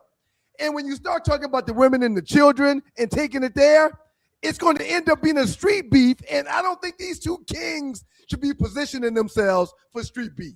I do not. I mentioned this the other day, but more so now, this eerily reminds me of Biggie and Tupac. Now, I think it's a little bit different. I don't think it's as serious as that was, because it's a little bit of humor and comedy to this back and forth between these two guys.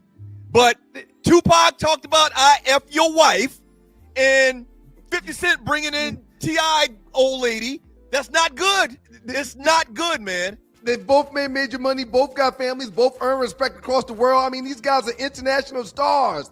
At this level, the music should speak louder than the tension in these streets. The culture just don't need street energy and street beef right now. Not while we fighting the president. But, right. But I will say this wasn't on T.I. All T.I. said was if you go back, all he said there should have been a verses.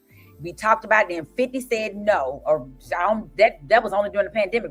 50 had some smart, 50 got a slick mouth. I need him to stop. He is beefing with everybody. Let the catalogs do the talking. Let the success do the talking. But this is my issue with 50. He never comes after like white folks. Which he should. He don't never come after no other. He always coming at people when they down, or like why he come after Tiny? She wasn't even over there. What I got to do with this? Because that's what he do. Everybody's saying, leave her out of that beef. Was with you and T.I. Now, as my husband, you feel obligated to come defend me. He got to. Don't jump. He got to defend his wife. So 50 should have just left that be. He up there and he scrubbed his Instagram account with all the stuff he had said, because he did get nasty. And then because he's producing a play on Broadway. Why are you even beefing in the street? Right. Oh, silly dude. You got Cognac, you got the Power series, you got this. What is going I want somebody but T.I.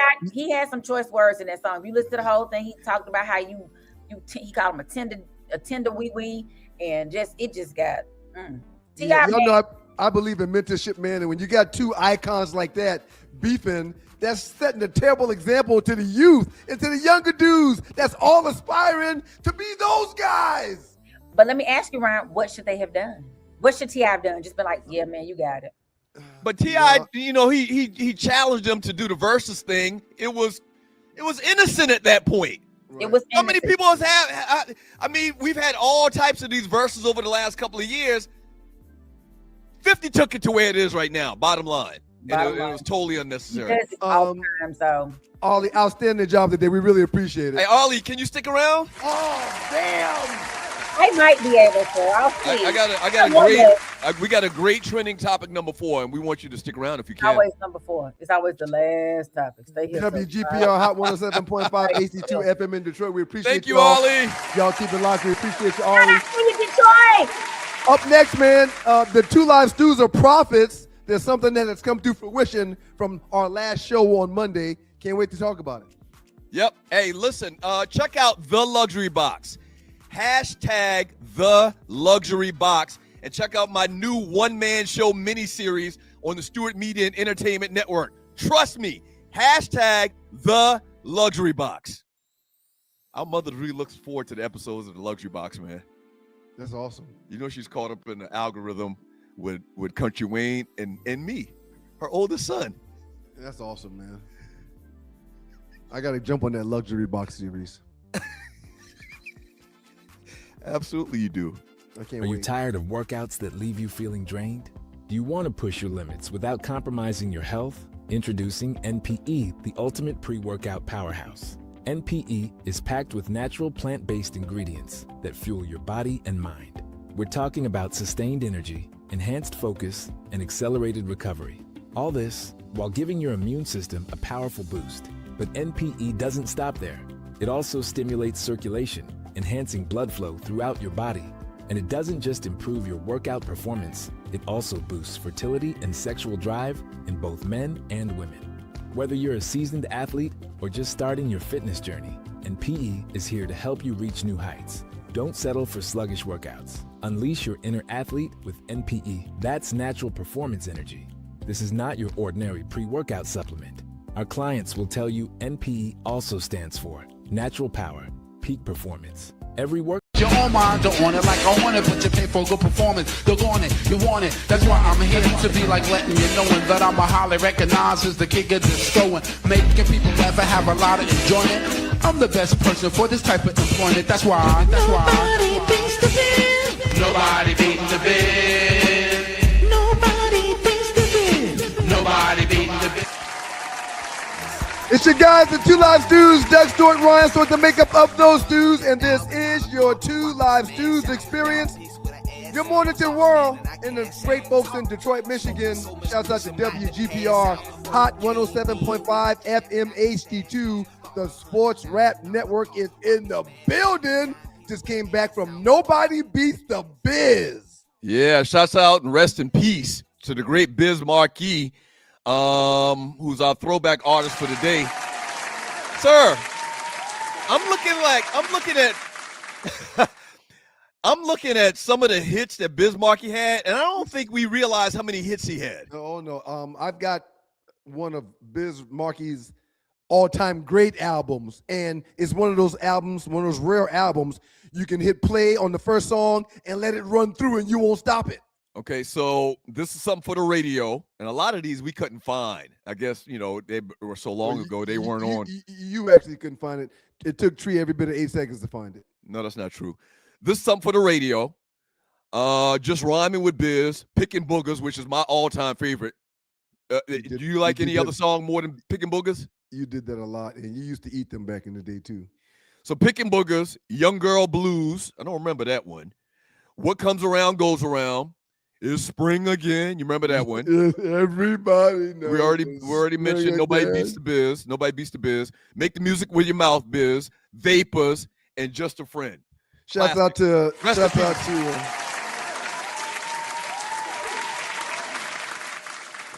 Brown. Brown is 2DK97. He and I used to promote parties back in the day, and Biz was one of our go-tos. We used Biz like 3 times in the ATL. It was always packed when you brought Biz in. That Picking Boogers, man. It was when that hit the when they played that at the party back in 88, 89 or whatever, it was on. Right. Rest in peace to the great Biz Marquis. Hey, man, I mentioned being prophets in the last segment, sir. One thing that we talked about on Monday's show has come to fruition in a matter of 2 to 3 days since we talked about it. Mm-hmm. You care to tell the people what we're talking about? So Floyd Mayweather Jr. is ending his retirement to face Manny Pacquiao in a professional rematch of their 2015 Fight of the Century. It's going to take place September 19, 2026 at the Sphere in Las Vegas. Maybe we go to that, man. Maybe we take I don't know. We'll think about that. As long as I ain't got to spend no money, I'm holding true to what I said. As long as I ain't got to spend no money, I'm down. Or if we can make some money, I'm down too. But go ahead. I'm sorry. Go ahead and finish. The rematch is confirmed to take place on September 19th, once again at the Sphere in Las Vegas. Unlike his recent exhibition bouts, this is confirmed as a professional 12-round fight that will count toward their official boxing records. The fight will be the first boxing event held at the Sphere and will be streamed globally on Netflix. Mayweather, who's 49 years old, Pacquiao is 47 years old. They fought before, and Mayweather dominated him. Yep. So there's a lot of questions that need to be asked about this situation. Number one question is, why? I think we know the answer, but I want to see maybe if you have an ulterior answer or a side answer. What are your thoughts? Why are they doing this at 49 and 47 years old? Floyd Mayweather's 48. Manny Pacquiao's 47. And clearly this is a money grab, period. I was reading the numbers from the last time that they fought each other, and the fight grossed $425 million. Now, I'm not expecting this fight at the age of 50, close to 50 for both of them. I'm not expecting the fight to generate anywhere near that type of money. Stop. Why do you think it's not going to generate that type of money? Need I remind you? Hold on. Need I remind you? Tree, can we take this down? I guess she had to use the bathroom or something like that. I'll take it down, man. No worries. You keep on going. Go ahead. Need I remind you that Jake Paul and Mike Tyson made $100 million apiece? Right. Was it $100 million apiece or $200 million apiece? Got to be $100 million apiece. And I their think fight was televised on Netflix. Same scenario. People hate Floyd Mayweather, so they want to see him lose. They love Manny Pacquiao. There's going to be interest, even though they're 49, 47 years old. If Mike Tyson and Jake Paul can make $100 million apiece from a Netflix production, Floyd and Manny should probably make double that. Or you don't see it like that?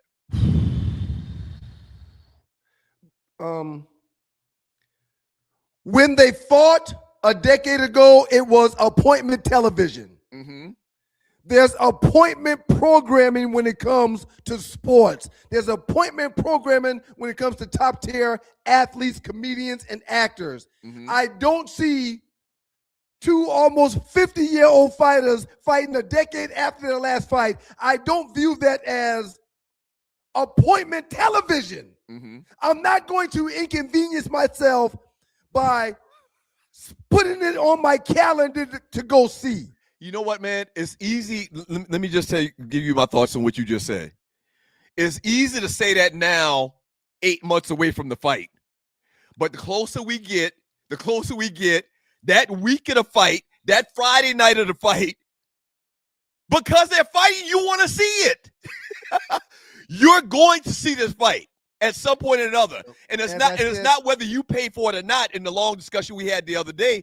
The point is, Netflix wants your eyes to promote advertising. That's all they want, is your eyes to promote the commercials that's going to be on before the fight, after the fight, when they go to the breaks in the pregame, et cetera, et cetera. That's how it works. If people paid money to see 50-something-year-old Mike Tyson fight a darn YouTuber, Doug, they're going to real pay quick, to see Manny Pacquiao and Floyd Mayweather Jr. You keep bringing that back up. People paid to see 50-year-old Mike Tyson.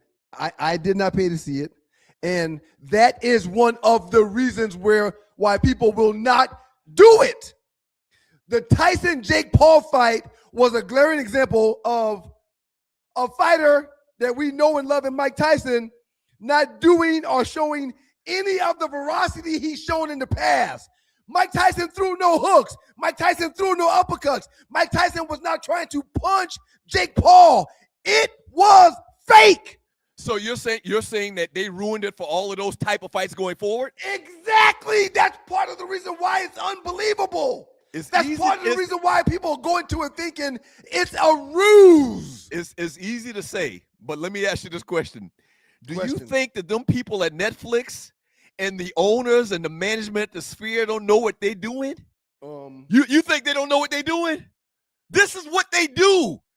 And if they're going to have this fight, if they talk these guys to come out of retirement and have this fight almost in their in their 50s, they've done the research. They've done and had the focus groups. They know they're going to make money off of this, sir. Okay. They know they're going to make money off of this. So we'll see. The Sphere is a phenomenal venue. I've taken the family. I absolutely love it. I was trying to download a picture that I have of it. I think with the digital capabilities of the Sphere, that the fight will be sick. The sound system, it will be sick. The venue itself, it will be sick. But the two 50-year-old fighters does not move my needle. And yes, before you go any further, I will be watching it. And I told you on Tuesday, I told you on Monday's show. Right. The only way I'll watch it is if I'm not paying for it or if it's on a platform I'm already paying for. Okay, let me repeat this one last part. One last part. It will not be appointment TV for me. I more than likely will not watch it live. It will be on Netflix for my viewing pleasure at 3 o'clock in the morning one day when I wake up to use the bathroom and can't go back to sleep. Hey, how them young boys said? That's cap. Okay. And you know you capping. Right. That when that week come and that Friday night come, you're going to be in a position to watch this fight. And guess what? You're right. Technically it's free. It's on Netflix. Okay? Netflix is paying the bill, but you're going to pay the bill by watching those advertisements, man. We watched George Foreman. We made it appointment TV to watch Mike Tyson, Tyson fight a darn YouTube guy. I think this fight is going to be exactly what Netflix and exactly what the Fear want. They want to get a lot of people, a lot of viewers, a lot of eyes, and I think it's going to happen. Okay. We'll see, sir. We'll see. Right. And guess what? Your argument you was making about paying for it, that's part of that's part of how they doing it today. Like, yeah, you're not paying for it. Netflix is paying for it. But if you're really not interested because these guys are old, then you wouldn't watch it. I'm willing to put anything on it that you're going to watch this fight. We're not arguing here, but yes, I more than likely will watch the fight, but I doubt I'll catch it live. And the only reason why I'm going to watch it is because it will be on my Netflix account when time allows. But right now, things that I want to see and watch, I put in my calendar the minute I hear about it and find out about it. I did not turn around and go to my calendar and put that. What's the date of the fight again? I have not put it on my calendar. September 19th. Yeah, if you don't remind me prior to September 19th, I'll forget about this fight between these 50-year-olds. What do you mean? They're going to be talking about it every single day on SportsCenter. It just doesn't move my needle, man. It just does not move my meter at all. I think you just be saying stuff just to be saying it. So one thing, or one question I want to ask you, which is a big question a lot of people are asking. And I guess technically we breaking a man law and counting somebody's pockets. No, it's okay. Word on the street, man, is why is Floyd even doing this? Hadn't Floyd made like almost $1 billion in the ring? Yes. Yes, but why is he doing this? You don't think Floyd's broke, right? He's made close to $1 billion, but he's got a house and a garage full of cars. That's probably $500 million right there. His car collection, man. I mean, or he got 3 or 4 Phantoms that's the same year and model, but just different colors. So you think there's a possibility that this man is broke? And that's why he's got to come back and have this fight at 49 years old. He gambles heavily. He shows us that he gambles heavily. He shows us his wins, but he doesn't show his losses. He has an extensive car collection of cars that cost more than $1 million. He's got a home that is beyond a palatial estate. Yes, I think that Floyd is doing this because the bills have to be paid. No, he needs a payday. I don't believe that. Why would 2 50-year-olds? That's my response. Because they can. Okay. The only thing better than having $1 billion is to have to have $1.2 billion. Right. I mean, if he can do it, we just talked about the other day. He's in shape. He allegedly still, Floyd's got a couple of planes. Yeah, man. The money that he spends out monthly has to be astronomical. It has to be. I just don't believe that Floyd's. He ain't flying on Delta. He don't go nowhere on Delta, and he's on a plane multiple times per week. And it's probably his plane, which brings down the cost. But I priced those flights. A private jet to take you someplace that's like 2 hours is between $15,000 and $25,000. It's none of our business, and it's kind of woman talk. We got the saying we don't count nobody else's money, but there's no way Floyd Mayweather Jr. is broke, man. I would believe that to be true, but I don't know why you could explain he's getting in this ring at 48 years old. Because that's what he does. That's what he does. He boxes. Yeah, he's retired, so he doesn't do that anymore. He's retired a couple times actually. Well, but every boxer retires and comes back. Yeah, but 50, man, come on, man. That man's 50 years old, man. And also, you got to remember, Floyd's probably, as far as 50-year-old boxers go, his body probably is in better condition than anybody else that's ever done this. I agree with that also. Because he never took a lot of big shots. I agree with that also. He got all his faculties. He's got all his wits about him. So he probably, in relative terms to other boxers that have come back this old in this age bracket or whatever, He's probably in better condition health-wise than George Foreman was, than Sugar Ray Leonard was when he tried to come back later in his career and come out of retirement. Go ahead. Go ahead. What happened with the fight that was supposed to happen between Floyd Mayweather and Mike Tyson? What happened with that? Well, they're still going to do that, but that's an exhibition. That's still happening.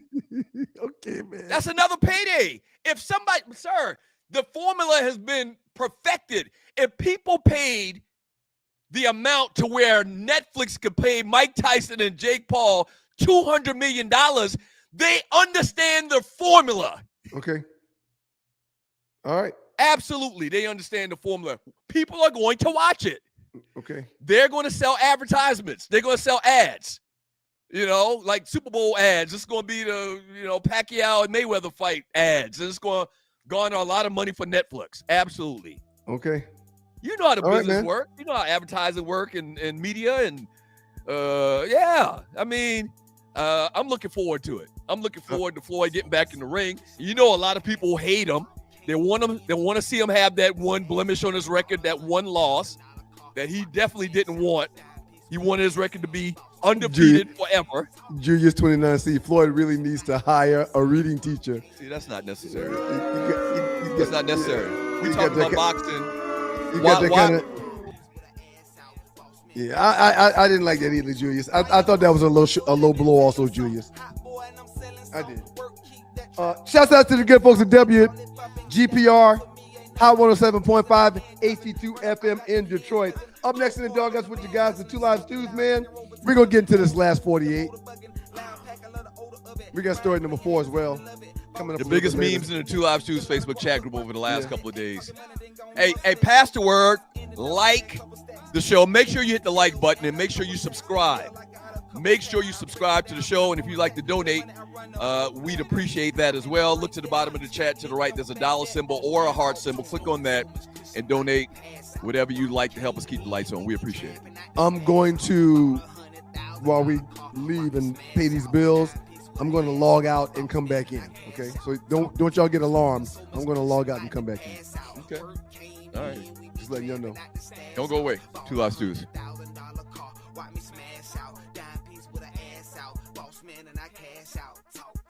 Listen, I played in the NFL.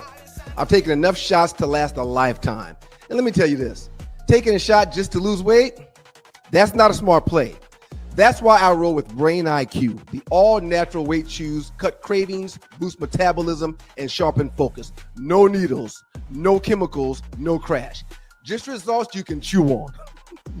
And Brain IQ is not just about weight chews. They've got a full lineup of all-natural products to keep your mind sharp, your body fueled, and your health on point. Skip the needles, choose natural. Order now. BrainIQHealth.com/REF/1LiveStew. Brain IQ Chews. Smart, natural, built for results.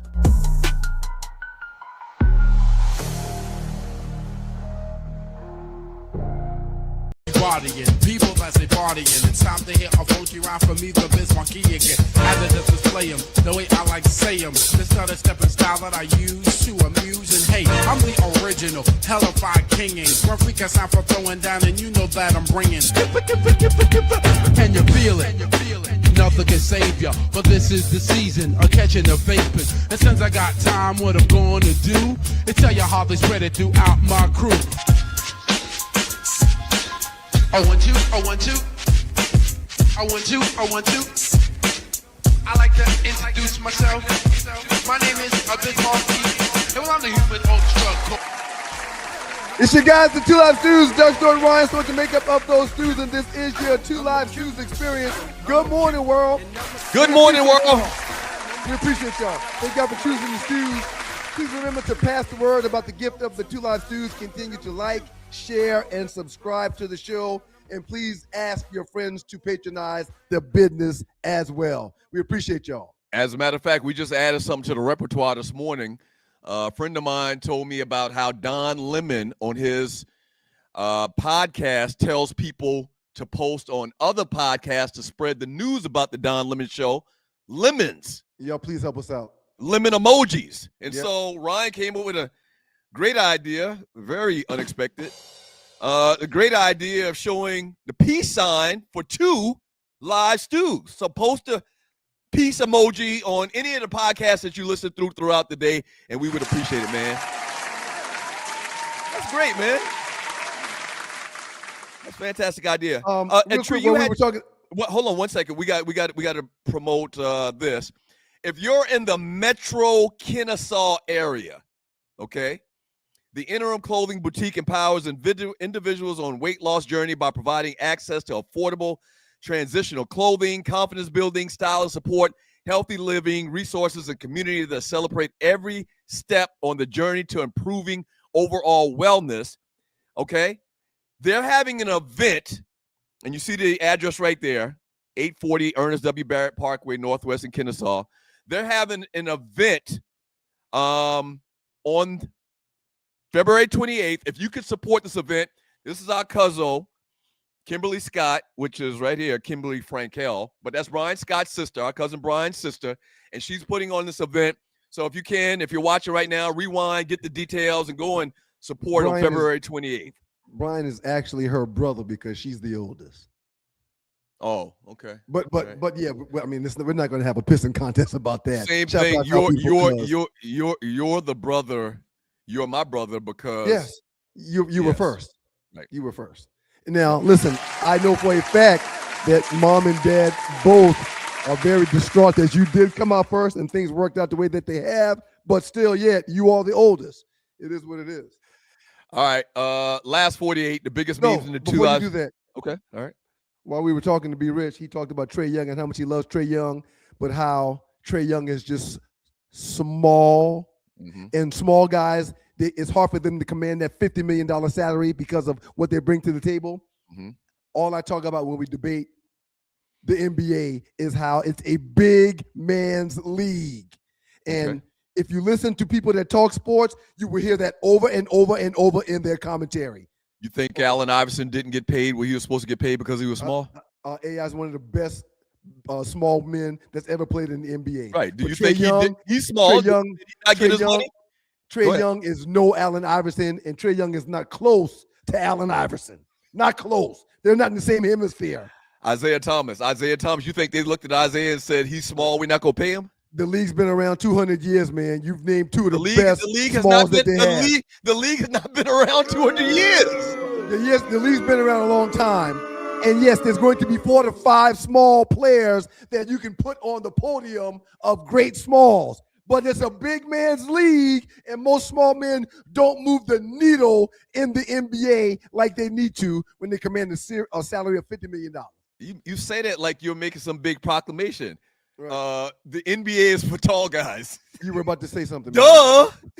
Did you say Tree's name before I cut you off to make that point before I forgot? No, I asked Tree to put up the advertisement. Oh, okay. Right. All right. So last 48, the biggest memes in the Two Live Stews Facebook chat group over the last couple of days.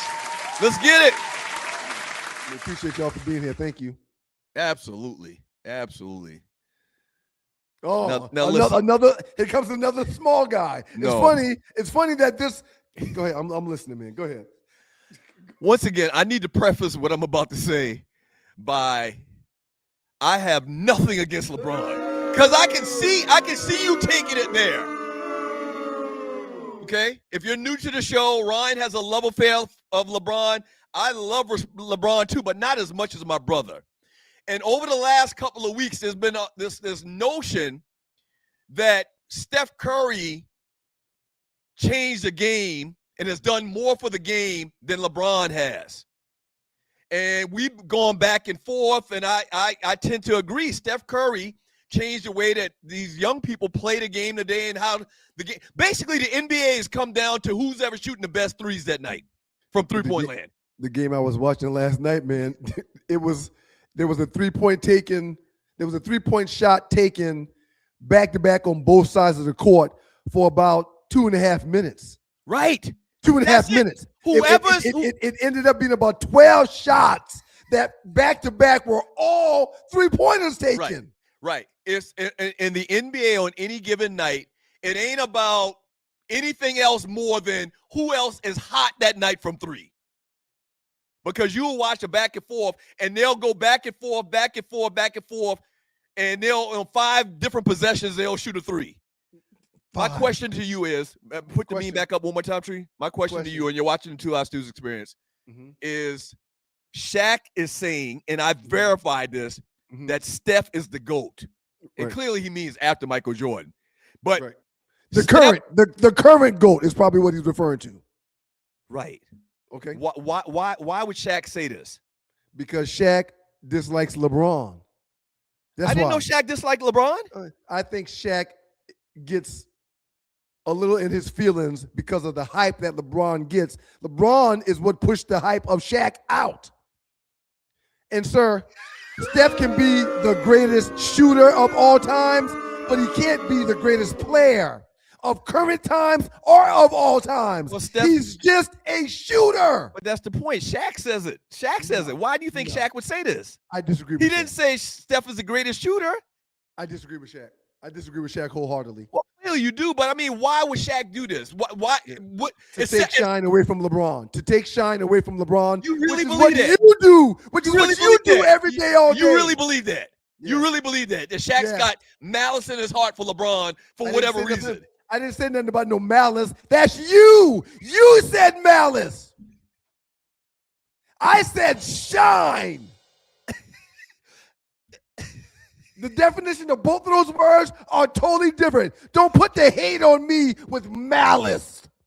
Hey man, a lot of people are saying this. I've been saying this for years. You know that. Hey, a lot of people are saying a bigger influence to the game has been Shaq. Everything LeBron's doing, Scottie Pippen did 20 years ago. Everything LeBron's doing, no offense to LeBron, I love LeBron. Him and, he's taking what Scottie Pippen did to a next level. I'll say that. But these people are starting to give Steph his roses, man, and I think they're accurate in that. I think there's something to be said about Steph, man, his legacy. I really do. Has Steph changed the game, man? Is he creating more shooters and giving smaller guys an opportunity to be a part of this league? He probably is, man. But basketball is a big man's game. And if you're not a big man, you're limited to what you could do on all aspects of what it takes to be a basketball player. So, hey, man, And see, this is what people confuse. From Sidney Action Jackson, Kobe, Tim Duncan, Hakeem, Isaiah, Dr. J, all better than Curry.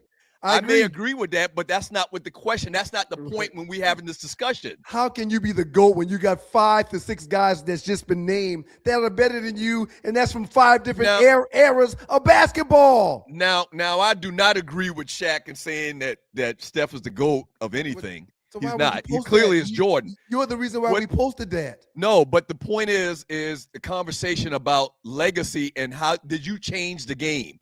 Right. We always talk about Vic and Cam Newton. They changed the game. Cam Newton and all those guys came after Vic because Vic changed the game. He made that style of play acceptable and marketable in the NFL. Same thing with Steph. Steph changed the game because all these young guys are shooting 3 from the logo. Changing the game is one thing, but you never hear Vic or Cam talked about as the greatest in the league. Right. No, stop it. Man, that's why I asked you, why did Shaq do this? Right. Why did Shaq say that? Because he's taking shine away from Braun, who took his shine at the end of his career. I don't think it's testosterone driven. Shaq is kind of petty sometimes. He could be petty. It's testosterone driven. He could be petty. I just got a new segment for the 2 Live Stews. What? Arlie eating banana segment. What? The Ollie eating banana segment. Look, man, I don't know if she was doing it intentionally, man, but I just saw Arlie loving on a banana. She literally was loving on a banana. All right, next meme. I'll be honest. Never mind. Next meme. Next meme. And you're watching 2 Live Stews experience. Right, Tree. Come on. Come on, Tree. Don't do that. It was just the banana, but it was. I'll never look at a banana the same. Ollie wouldn't even study you, man. All right, it ain't got nothing to do with me. Pick a side. Joel believes the NBA should adopt the NFL on what the NFL does and give the best pick to the worst teams. Seems simple, don't it? What's your thoughts about this? I don't know who Joel is. I guess he's some podcast guy. Go ahead. I have never in my life applauded or liked the lottery system in the NBA. What do those balls have to do with who gets the first pick? That is asinine to me. Well, I think it's easier to I think it's easier to tank in basketball than it is football. I agree. I think it's easier to tank in basketball than football. That's why they have to do that. Go ahead. You're playing 3-4 games a week. Right. There's 17 games in the NFL season. There's 82 in the NBA. Right. Yes, the opportunity to tank is greater in the NBA. But still, and I guess why does picking the balls or the worst team getting more balls in a pit at any given time, the number one team in the league can end up with the first overall pick? There's got to be some type of equation where they can put in a bunch of stats, team stats, et cetera, et cetera. I agree. Especially with all this AI, there's got to be some type of formula that they can put in that says this is the worst team in the league. I agree. Seriously. Because you're not going to get it by record because it's easy to take, as we've been talking about. So last year, who won the championship last year in the NBA? Last year, OKC. There is no reason why OKC should have balls in the pit. That's how the number one pick is going to be chosen. There's no way that should end up being OKC. Right, absolutely. Okay. And they won't. Right. It's like the 16 worst teams or the 18 worst teams or something like that. Right. Okay, right. If team number 16 has an opportunity to get the number one pick, it's wrong. Yeah, it's wrong. It's absolutely wrong. And I don't know why they haven't figured something out on some way to do it. Cooper Flag is not supposed to be on the Dallas Mavericks. I think the Mavericks, they were one of the teams that odds said they weren't going to get one of the top 1 or 2 picks. And they got it. They went from like worst 16th or 17th or whatever it was all the way to first to get Cooper Flag. And now they're great. And he is only 19, but I don't know if you've seen him play. Oh, he's all dog. Oh, my God. He's a handful. He's all dog. Yeah. He's all dog. Yeah. And Cooper, he's all dog. Yeah. All right. Okay. He is. Okay. He got game for days. Okay. His game, and we always compare black athletes to black athletes and white athletes to white athletes. His game is all around like Larry Bird, but he's way more athletic than Larry Bird. No question. Way more athletic. Yeah. Like maybe he could be the black mailman's child in Utah. From Tiffany Poole in Portland, the NBA should just do what the NBA does, drafting the order of your season winning status. Boom, solved. But the problem is they start taking 20 games away from the end of the season. Not 20, 50 games. Because they play so much, they'll have that opportunity. Yeah. It's a quandary, but I think somebody out there can come up with some type of formula to factor in all these different variables, factor in 50 different variables. You see Emmett Bean? Put Emmett Bean back up, Tree. That's very good, Emmett Bean. You fix tanking by rewarding winning. But you can't reward winners to get better. They're going to get better. They're already winning. I agree. Maybe he's alluding to something else. Give us some follow up to that. Yep. Thank you. Yeah. So the Lakers win the championship, and you gonna get them the first pick? No, that's not gonna work. Man, maybe he means something else. And the Jazz have been tanking for quite some time. They got the Ace Bailey kid, who's a pretty good player, who's getting significant minutes already, but they're trying to double down. There's like 4 to 5 players coming out in this next NBA draft that are sure to be superstars. So a lot of teams now that wouldn't tank are tanking because it's not just 1 or 2 guys that everyone's trying to get. There's about 5 to 6 guys that are going to be legit possible ballers. Yeah. Everybody wants one of them. They got to fix this, though. Wembyana, when the Spurs got Wembyana, they weren't like one of the top 5 teams that record-wise they were really bad, that should have got the pick if they were doing it that way by descending order. They were really bad, though. From Till Dog 12, it's obvious the NBA lottery has been rigged for quite some time. Absolutely. All right, next one, Tree. Yeah, that was a good one. That was good. Cup. That was good. Just for shits and giggles, man. Which superhero has the coldest logo? Do you know all of these logos? First of all, I know the majority of them. Go ahead, run them through. I don't know all of them. What's Top the left? Top left. Top left is what's the guy with the lightning bolt? Not Flash. Hey man, you know I was doing push-ups and running miles. You were watching cartoons. All right, you go ahead and name them. You name them. I didn't make time. Come on, man. I didn't make time to do this childish bull. This is for fun, man. The top left. Who's the top left? Fun. I'm not having fun. What's the name of the guy? What's the name of the guy in the helmet?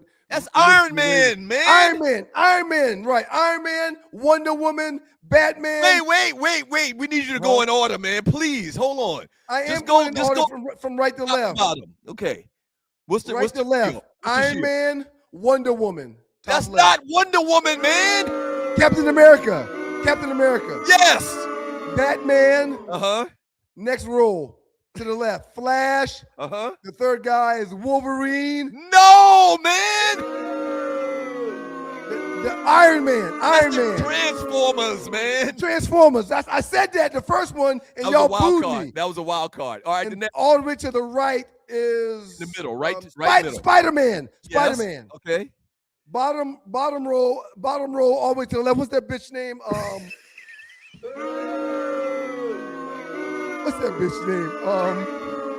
Why she gotta be a bitch? Oh, Wonder Woman. And in the middle, in the bottom row is Superman, and then all the way to the right is Ant-Man. There's no way you go guess the one to the bottom right. Ant-Man. No, there's no way you go guess that. You got to really be a comic. Skeletor. No, man. That's the Punisher, man. The Punisher? Absolutely. Who's the Punisher? What did the Punisher do? He really don't have no powers. He got two good 45s, 40 cals. He roll around with 40 cals on each side. Yeah, he don't have no real superpowers. How come the Hulk fist wasn't up there? Isn't the That's Hulk's not, logo? that's not the Hulk's logo. I don't think the Hulk has a logo. All right. Well, I'm just thinking power to the people. My bad. You thinking about the Black Panthers? I'm thinking about the Hulk does not have. I don't think the Hulk has a logo per se. And don't even start sending me the message about the bitch Wonder Woman thing. It was just a joke. Y'all stop it. Stop being so damn sensitive. Hoes can be superheroes too. I'm on fire. As a matter of fact, I got some jokes. As a matter of fact, I got some jokes. All right, when we get back from the break, man, we're going to finish up. Shouts out to WGPR 107.5 in the D. We appreciate you, Detroit. Why were people so disappointed to receive a book as a gift from Cheap Michael? You were serious? Why were people? You were serious about the joke? The world has been wanting this. Why are people so disappointed to receive a book as a gift from Cheap Michael? I have no idea, man. Because they were due back at the library on Friday. Welcome back, jokes. Thank you, Detroit. We appreciate y'all, WGPR. Catch the rest of the show on YouTube or the Sports Rap Net app. We appreciate y'all. All right, we're going to finish up the last 48 when we get back. At some point here very soon, we're going to invite Arlie and Tree back into the conversation. We got a great trending topic number 4. Don't go away. Sports Talk with Hot Sauce. Texas Pete Hot Sauce. The 2 live feeds. There's no need for you to call Wonder Woman the B word. Well, again, it was. I saw it as a chance to get a cheap laugh. She'd kick your ass. Wonder Woman will kick your ass. No, because she's an Amazon. Right. You know she's Amazon, right? Listen, if I catch her in an alley where there's no cameras around where she can do that magical stuff, I would kick her ass.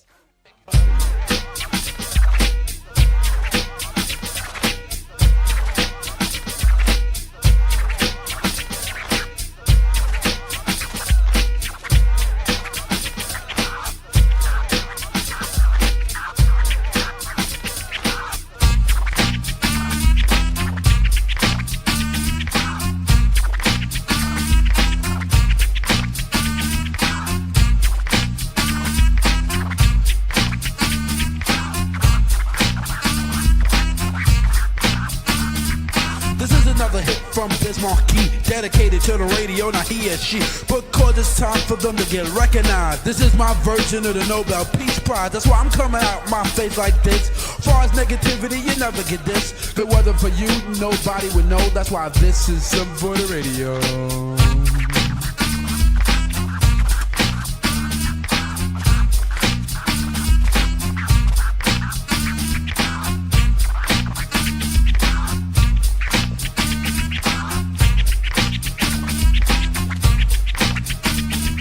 This rhyme is dedicated to the radio DJs to play all the hits on 7 days. And even on the weekends, the DJs will be freaking without a doubt because everyone is unique in the way they cut the records and be talking. It sounds too extra crazy deaf on a Walkman. To all the disc jockeys that's on the go, this is something for the radio. And this is for the radio. And this is for the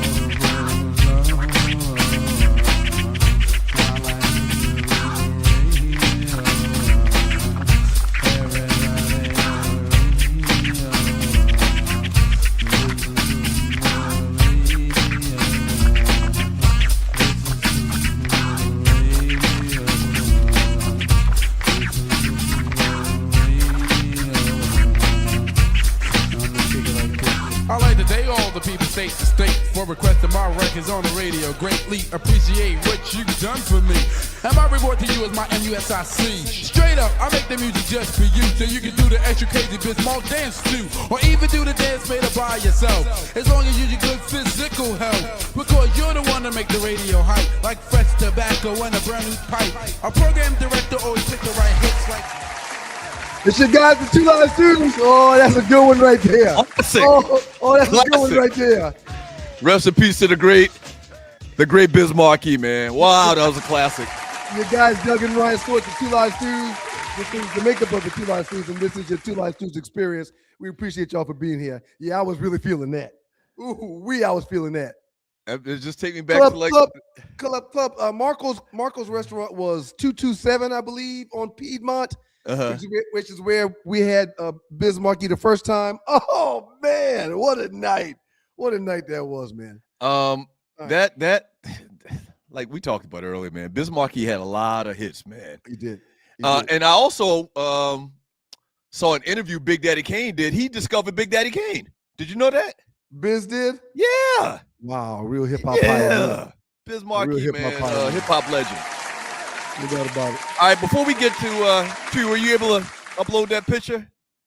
Give my brother a little education, and you're watching the 2 Hour Stews Experience. I think we got 1 or 2 more memes. No, I don't want to be educated. We can go on to what's next. Don't worry about educating me. No, I mean, I think you need it, man. You need to know who certain superheroes are at the minimum, man. But they're not real. Why do you have to know who fake people are? Okay, so this is crazy. We were trying to find one more meme to replace. For the record, that bacon on the left is raw. Right. You eat that shit, you go get rickets. All kind of worms will be in your doo-doo if you eat number 1. Right. You gonna get some rickets to the 10th degree. But it was crazy in the pregame show. We needed one more meme for the last 48. Because we replaced it and we did a bunch of shifting or whatever. And somebody mentioned out of the blue bacon, and I had this one already saved to talk about at some point. Look at God. Look at God. So I haven't eaten bacon in 20-something years, man. I at the end of last year, I had a spell where after 6 or 7 years without it, I went about a 2-month period where I ate a whole pack every day. But now I'm clean again. I'm clean now. But don't think that I don't miss it. Yeah. We used to wreck a breakfast bar at Shoney's to the nth degree, sir. We used to get 30 pieces of bacon from Shoney's back in the day. So question, which one of these is how you like your bacon? They would send security to the table like, hey, man, they just told me y'all got to go. Y'all, neither one of y'all can get another piece of bacon. Right. Everyone except for one, man, I'll eat all of them. I'm fine with all 5, 2 through 6. So I'm fine with all 5 of them. So 2 and 5, 2 and 6, you would eat 2 through 6. I'm asking you. So you would eat 2, which is very raw to me, and 6, which is very burnt. You would eat those as well. All of them. My favorite would be 3. My favorite would be 3 But 2 through 6, if that's what I got, I'm eating it. Number 4, I think I would go with number 4 if I was still eating bacon. And don't think that I don't miss it. I do, because that bacon is good as shit. It's so good. Something's got to be wrong with it. Titarada, I'm not sure if I said that name right. It says you should try beef bacon. I do turkey bacon, but I'm off beef as well, so I can't do beef bacon either. That's blasphemous.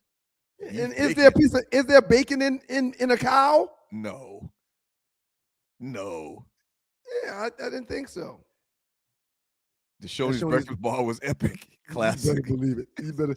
Shoney's, and in Detroit is Big Boy. I'm gonna tell you something, man. I think it's Big Boy in Detroit. Let me tell you something, man. I got my money's worth off of Shoney's, and I think it was only like $12 or $13 at the time when I was doing that. It wasn't that much, man. It wasn't that much for the amount of bacon I ate. Right. I got my money's worth just in bacon. That breakfast bar was less than $10, sir. Yeah. All right. I used to go to breakfast by myself every Tuesday morning, and then go to the movies after breakfast every Tuesday morning in Detroit. Yeah. So homecoming tradition. That's the Punisher right there. Yeah, that ain't 45s, man. That's AK-47s. The Well, Punisher walking I around think with. he just got reinforcements. He usually has just like 240 cows. I think they're like 40 cows. We're here, man. He's a criminal with a costume on. No, why is he a criminal? Because he got a skull on his uniform. Does he fly? Does he fly? Everybody don't fly. Every hero don't fly, man. So he I told you he don't have no powers. He just got guns. Yeah, he's a criminal. But he's very good with the guns. He's very good with the guns. All right. That was the last one, Treat? Was that the last one? Oh, man. Lauryn Hill. 27 years ago today, Lauryn, and this was, I think this was from yesterday. Lauryn Hill won 5 Grammys, becoming the first hip-hop artist to win the Grammy for Album of the Year. Subsequently, I think Rolling Stone named her Miseducation of Lauryn Hill the greatest album of all time. Is that right, Ollie? Can I get a thumbs up? Yeah. Lauryn Hill is what you call next level fine, or she was. Yeah, I think she wears a lot of puffy clothes now. I think she probably's got a little meat on her bones, and that's fine. Meat is fine. Meat on bones is fine. Oh, but that woman right there, something else right there. She used to be like thin waist, fine. And also Lauryn had some real pretty legs too, from what I remember back in the day. Like hourglass shape fine is how she used to be. But she hadn't really shown us what she's working with. If you're a greenhorn watching this show and you're watching the 2 Live Stews Experience, just go to Spotify or whatever and download or whatever they do on these different things, these different platforms, and listen to the whole Miseducation of Lauryn Hill from beginning to end. It ain't this ain't just no fluff, and they just something about Lauryn they liked that they gave her the greatest album of all time. That album was fire. She bad. Yeah. Absolutely. That girl can sing. She can sing. Absolutely. She can sing. All right, man. You bringing the ladies in now? Are we done with that? With the last 48? I think so. Can we bring the ladies in? It's ladies' night. It's actually 9 o'clock in the morning. Arlie Michelle. Here I is. Trending topic number 4. I don't think I've told Tree good morning. This is Tree's first time being seen this morning. Good morning, Tree. Good morning. Brad Reese, the 70-year-old grandson. What the hell's going on, Doug? Why are you? Oh my goodness. Yeah. Just keep on going. You don't have. I'm making sure Tree's okay over there. She looks like she's struggling over there, man. Okay. A grandson of Reese's founder accuses Hershey of lowering the quality by switching recipes with cheaper ingredients. There's a question I want to ask y'all derived from this, but what do y'all think? And Ryan, you made a very good point in the pregame show. What do you think's happening? Yes, I think that the majority of all companies stateside, that's not overseas, they're cutting back on costs when it comes to their ingredients because of these goddamn tariffs. So they're Very making good a point. cheaper or lesser product to sell to us to cover the cost of the supplies and stuff that they're not getting from overseas anymore. But they stealing it from the motherland anyway for little or nothing off their Right. people's backs, so they can afford to put good chocolate flavor. Right. Yeah. Okay, so 2 things. I am a Reese's fan, and you're exactly right. It's probably got a lot to do. They're trying to cut corners because they're being taxed. And really, they're not the one being taxed. We're being taxed, but that's another whole story. We ultimately pay the tax that they're being taxed because they add the tax to the cost of said product. So a couple months ago, I brought up the term shrinkflation, meaning you get a bag of potato chips and, 30 years ago, it used to be 3/4 full. Now it's a quarter full. Agreed. 75% of the bag is empty. So that's how they save money. You're paying for air. You pay for air. You pay for more air. And you're exactly right. To cut costs, they are probably using cheaper ingredients. Yeah. I get a Reese's piece. So about the question that comes from it, what's your favorite chocolate bar? What's your favorite candy bar? Baby Ruth. Kit Kat. You went old school. Kit Baby Kat. Ruth. Kit Kat's a great one. Snickers. Snickers is hard to beat. I think Ollie has something with banana and nuts that infatuate her.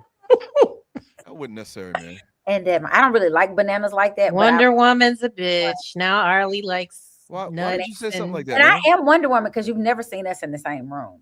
That's true. Wait. That's true. That's true.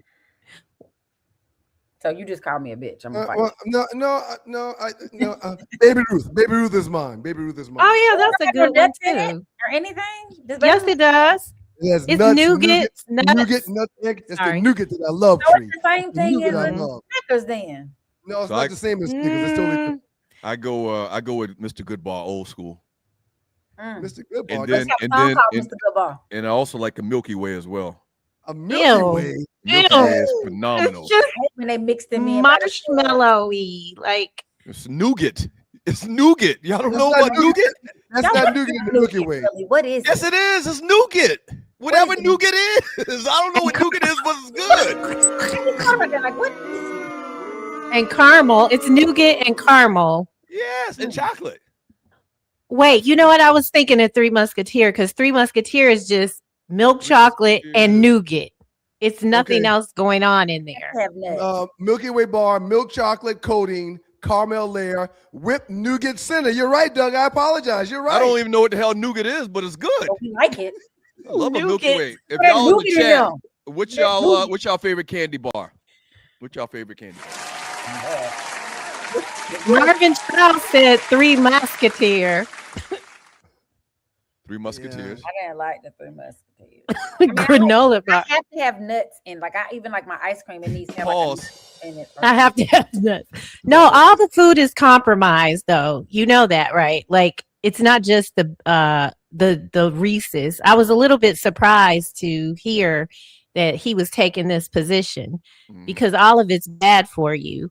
They don't make it like they used to. They make it so it can last longer on the shelf. That's That's why another we part were of it, not too. really Yeah. overweight back in the day. Right. Everyone's metabolism is fucked up. Right. But- exactly. That is right. That is truth. We can't eat all that stuff we used to eat. One, our bodies won't take it, and two, it ain't real food. Because when I get a tomato off my daddy farm and a tomato in the store, It's totally different. Right. It's totally different. Collard greens, totally different. Kale, totally different. Right. Food I know a lot- spoils really fast in other countries. Like you can't keep it for longer than a couple of days. I know a lot of people that's farming and creating their own, and they've got gardens and they've got their own animals that they're, yeah. So if that's a skill set that you have, you should definitely turn and start using that skill set more. Create your own food. Well, we could make some Reese's. Just peanut butter. Just get a muffin tin and put some peanut butter and melt chocolate, and then put it in the refrigerator, and then there you go. You got your own Reese's. Good. I don't think you want to do that. That's something that I started liking when I got grown. For some reason, I didn't like Reese's peanut butter cups when I was a kid. Now I love them. I can tolerate them now. I didn't like them in the past either, but I tolerate them now. That's not one of my favorites. I didn't like peanut butter as a child. I just got to where I can eat peanut butter. Do Y'all you remember? Go ahead, Tree. Go ahead. You Tree. say it. The Reggie Jackson bar. No, I wasn't gonna say that one. Doug don't likes a remember Reggie. I don't think they sell a Reggie Jackson bar anywhere. That's like 40 years ago. Now, Reggie do y'all Jackson had his own candy bar for you greenhorns that's asking. do y'all remember the Mars chocolate bar? Ooh, I remember didn't like drinking it. that, but I don't know Vaguely. what was in it. It had almonds in it. Had almonds in it. That's right. Oh, that's a love of almond joy too.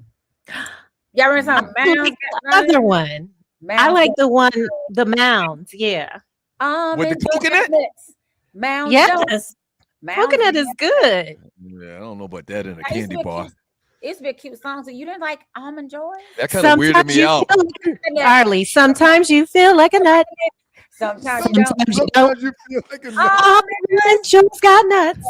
Mounds Mounds don't. don't. Yeah, I remember that. Because sometimes you Sometimes you feel like a nut. Sometimes you don't. Yeah, I bet. thank you. I always feel like a nut. I didn't like the 9 nuts one. Wait a minute. You always feel like a nut. I always feel like I God should damn, have Me too. Ollie. We have that in common. It's a Pisces thing. 2 right. live stews. Right. Okay. All right. So let's get to Chat. the chat. The chat. Hiya. Thank you, Ollie. Thank you, Ollie. Have a good nap today. Enjoy your nuts. Congratulations on your movie. Thank you. I'm so Say excited. it, say it, say it, see I it. did good. Good for you, Ollie. So happy for you. All right, let's do it. So I can go. Let's run it. Let's run I'm it. in somebody's house being loud. Okay. Oh, They're I bought making a radio game. history. Whoever's house you at, they're making radio history.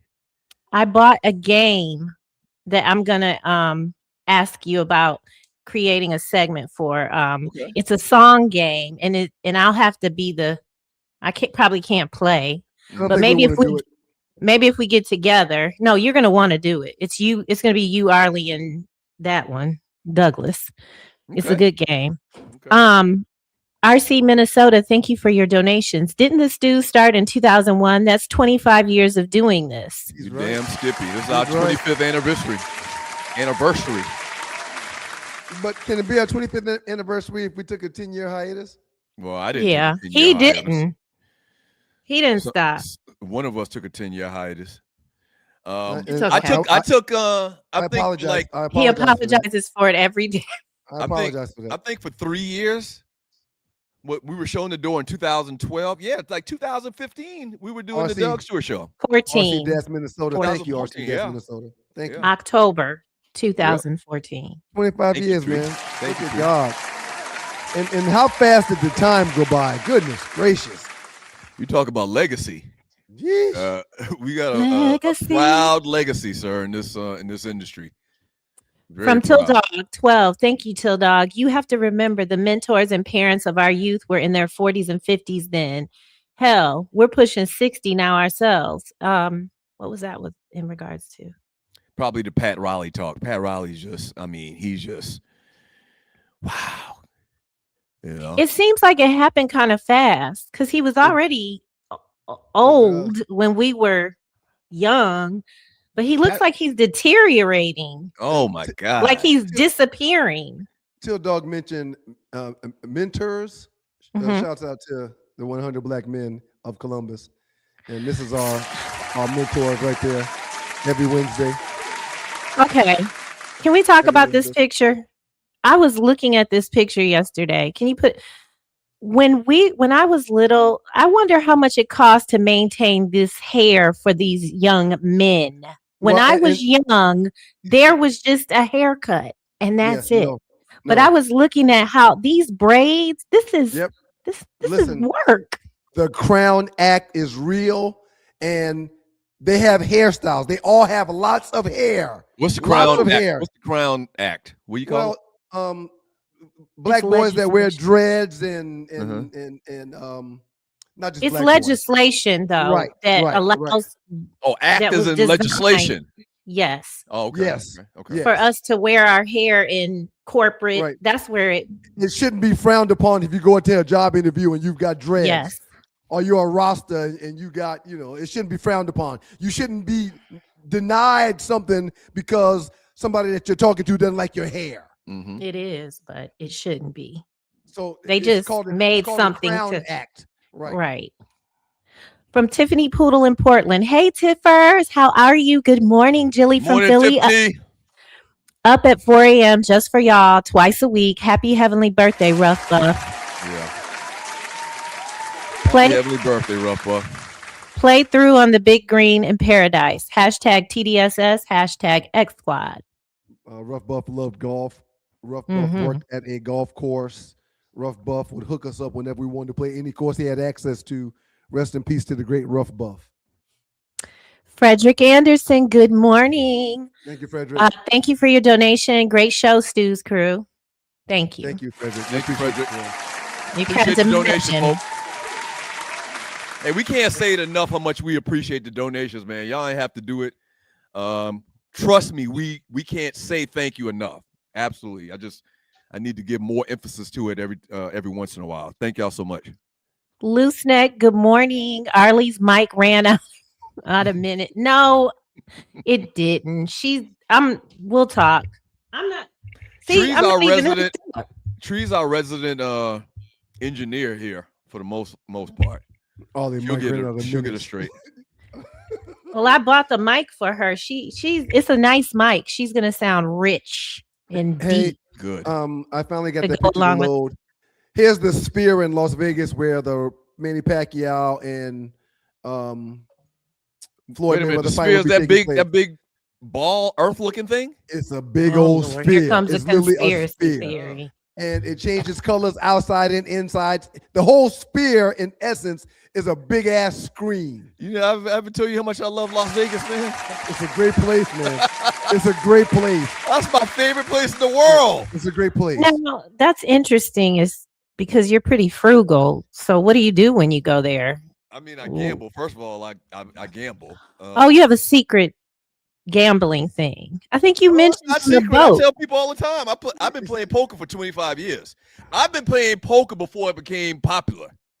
Okay. I used to do these little so I moved here in 95. I used to do these one-day trips. Whatever airlines had a trip down to Biloxi, Mississippi for I think it was $40 round trip. You fly out in the morning and you fly back that night. What is it with you and these cheap flights you be finding, man? Oh, I love cheap flights. You're too old for that. They can't call the airport. Hey, where are you flying that's got the cheapest flight? We've got a flight to Alaska, Mr. Store, for $26. Book me on it. Douglas, if you go into the airport at the desk, they say, and I've had friends do it, that it's cheaper. Okay. A lot. Well, Yeah. A lot of the hidden costs for these platforms are gone. The commissions that they make off of their platform is gone if you go buy directly from the counter. And speaking of the airport, did y'all hear that? Well, there's a list of 11 airports where they have removed TSA and you can start going back all up in the situation with your people now. Okay. You don't remember we used to be able to do that, Ryan? Oh, yeah. We used to go to the gate. Ryan said no. We used to go to the gate. I'm shaking my head about how terrible of an idea that is. I remember it. Yes, I remember it. Why you think it's a bad idea? Why You're is it watching terrible? 2 Last Stu's experience. Well, that's just gonna make the lines and the waits longer for us to get through at the airport. Instead of one ticketed passenger, you got a whole family of people going to tell somebody bye. You talking about No. going through baggage? Yes. checking? Yes. No, but I'm saying that you can just walk through again like we used to. Like when we would dress up and go meet people.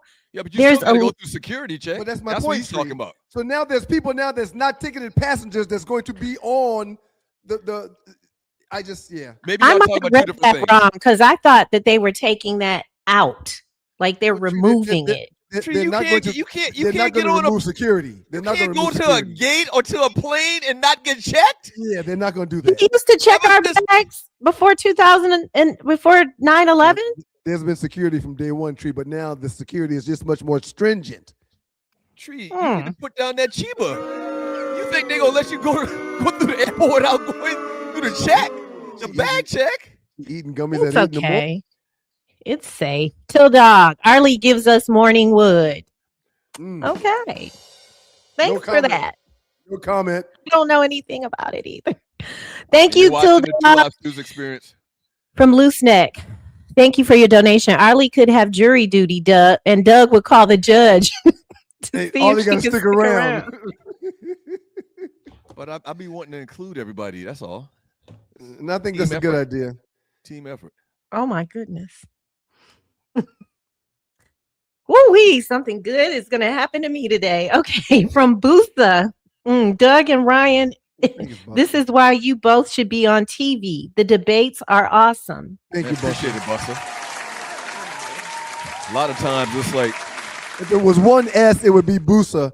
But I think it's because Bussa, of I'm two S's. sorry. I think because of Bussa, it's two S's. I'm sorry, Bussa. Thank you so much. From Griff. Aggie Pride. come on with that Hey, you Aggie do Pride that. shit, man. Please. Aggie Pride. And man, you would think that you'd have respect. Half your family went to South Carolina State. Well, I Please think stop Miles with is the Aggie very, Pride emphasis. The emphasis on Aggie Pride, please, I man. think Miles is very interested in North Carolina Okay, A&T. okay. And Griff Wait is going till to allow then. us.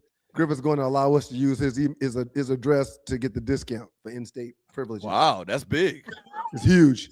It's huge. That's huge. Well, you heard what the man said.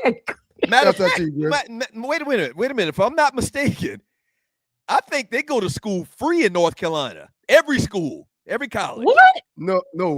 No way. Yes. That Griff, can't be true. Comment on what I just said. I think in the state of North Carolina, it's subsidized by the tobacco industry. Well, if that's the case, I'm moving to goddamn North Carolina. If you are a born resident in the state of North Please Carolina, confirm you go to that. every school in the state for free. It's all Can't- subsidized by the tobacco industry, which you That know can't- is that can't be all possible. North Carolina. And now the tobacco industry's got it. They got billions. They got it. Yes, look it up. That Griff, can't be true. Verify that for me. Absolutely. Wow. Okay, let's keep it running here. From Loose Neck Side, Lauryn Hill going to show up in 2030. She's gotten better at this in 2030 to receive her awards. Okay. She used to be Allegedly, she notoriously shows late. up. She shows Yeah. up to things late. If you're Right. wondering. I mean, like really late, like 3, 4, 5 hours late. Well, I think she's gotten a lot better about that. Like, I don't think she was late to Roberta Flack's funeral. Or to the Grammys this Right. past year. I think she's gotten better. From Loose Neck, chocolate, milk chocolate melts in your mouth, not in your hands. Pause. What's the Dougie avatar saying? Can y'all see that? Stick around, Arlie. Oh boy, Loose Neck, Y'all you're a funny creative. guy. You're a Y'all funny guy. creative, man. Y'all really creative. He's very creative. He really, Loose Neck, if once I, can you hear me? Yeah. Yes, hear we you. hear Okay, I thought I went away. Loose Neck could probably produce this show. Mm, Like, truthfully. mhm. He's pretty quick with it. I hear the song of the There goes the South. music. The brother man in the building. Where's he at? Where's he at? He's coming. She's her fingers. The brother man, not the other man. Peace, brother man. Thank you, brother man. We Power to appreciate the you, people. player. Power to the people. Thank you. What man. up, though? What up, though, brother man? What up, though? I love you. Thank you. Hey, Doug, Ryan, Arlie, and Tree. What up, though? Have a wonderful weekend, family. Thank you, brother man. We appreciate you, brother man. A phenomenal human. All of you are phenomenal humans. Absolutely. Yeah, All it of y'all really are. is. We love you. We love you so much. Okay, I'm working with trying to get my fingers to do the walking. There go Let my your dog. fingers do the walking on the yellow pages. From Osiris, T.I. tried to play Fight Size Up 50 for Versus Clout. Okay, let's try this again. T.I. tried to play Fight Size Up 50 for Versus Clout. 50 saw it miles away, so he came right for him. Hit tiny, strange looking BBL pick. That's why T.I. been butthurt ever since. 50 too busy with biz to fall for it. No pun intended. No But pun her. intended. Thank We you, appreciate Osiris. And they shouldn't bring the women into it. I agree with Ryan. It's Now, unnecessary, I and think- y'all are too old. I think Osiris's opinion may have something to do with he's from New York City. And so maybe he's rolling with the New York City rapper. I don't know. The one who beats women. Okay, I don't think Osiris would do that. 50 Cent beats women? I've never heard that before. He was in court and pled guilty. I Wow. believe. We will have to find it. That's his brother, not his brother. The son used some of that footage in some of his clapbacks. Arlie, you got anything to report on that? What I happened? was trying to. No, I'm sorry. I was trying to look it up to Mhm. see, but there is something about it. I saw it while I was looking for something else because that is exactly what Tree said. King said something about it, but I'm trying to look at the exact what happened. Apparently, August 2023 was involved in an incident during a concert at the Crypto Arena in Los Angeles where he threw a microphone that hit a woman in the head, causing a laceration. That's not it, though. It's something else. I'm gonna have to find. And the girlfriend's the baby mama, the burning down. A video surfaced of 50 pulling a woman onto the stage after a separate incident in Baltimore. He had struck a fan in the chest, though no charge was filed. He was charged with domestic violence and vandalism regarding an incident with an ex-girlfriend in 2013. So there's some other allegations, but it has something to do with 3 women. I just don't remember who they were, and I gotta find it. Okay, I didn't know throwing something and hitting somebody. You shouldn't be put in the category of a woman beater. No. But you said there's other instances. I never knew that 50 Cent put hands on women. Allegedly assaulting 3 women with reports suggesting a potential out-of-court settlement to avoid prosecution. Okay. They released some footage, so I gotta go find. I'm gonna go find the footage. While everybody's here, I wanted to pull a picture real quick. Well, okay, Doug, we'll see you. What the hell just happened? What the hell? Everybody's here. We were talking about Mayweather and why he might be fighting. If you got this amount of money at your house at any point in time and not in a bank account making interest or working for you, you may end up finding yourself with a money problem. For this amount of money to just be at your house on your bed is a problem. For you to have hundreds and hundreds of pictures of your money just sitting around instead of working for you, being at the crib, chilling with you, yeah, you may find yourself in the future having money problems. Well, like some people would probably say that's for his argument that he's not broke. That's his play money. Right. That's literally his play money. You're making my point. He made $1 billion and 1.2 billion. They say with like inflated costs or something. So he looks at about 1.2 billion. Furthermore, if he were broke, 50 Cent would have told us. His petty ass would have told us right now. That's true. He ain't broke. That's very true. Okay. Thank you, Ollie. Thank you, Ollie. Thank you, Ollie. We appreciate you. That's very, very true. Move it around. Move it around. I used to keep cash in the house. I don't keep cash in the house now because if I got a huge stack of money here, it could be making $20 someplace else, and that $20 matters. $20 matters, man. $20 matters. Where's the best place to put your money now, though? A high yield interest account, EFTs. Mm-hmm.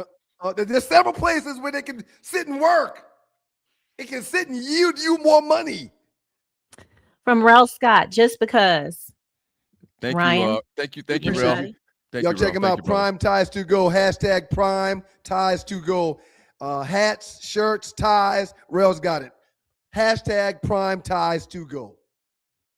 Shedrick Moore, good morning. Thanks for another great show and happy birthday to his 12-year. What?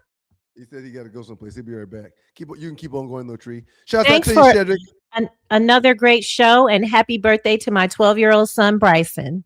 Happy birthday, Bryson. We appreciate you, Bryson. 12. Thanks for sharing your dad. 12. 12 is what? 7th grade?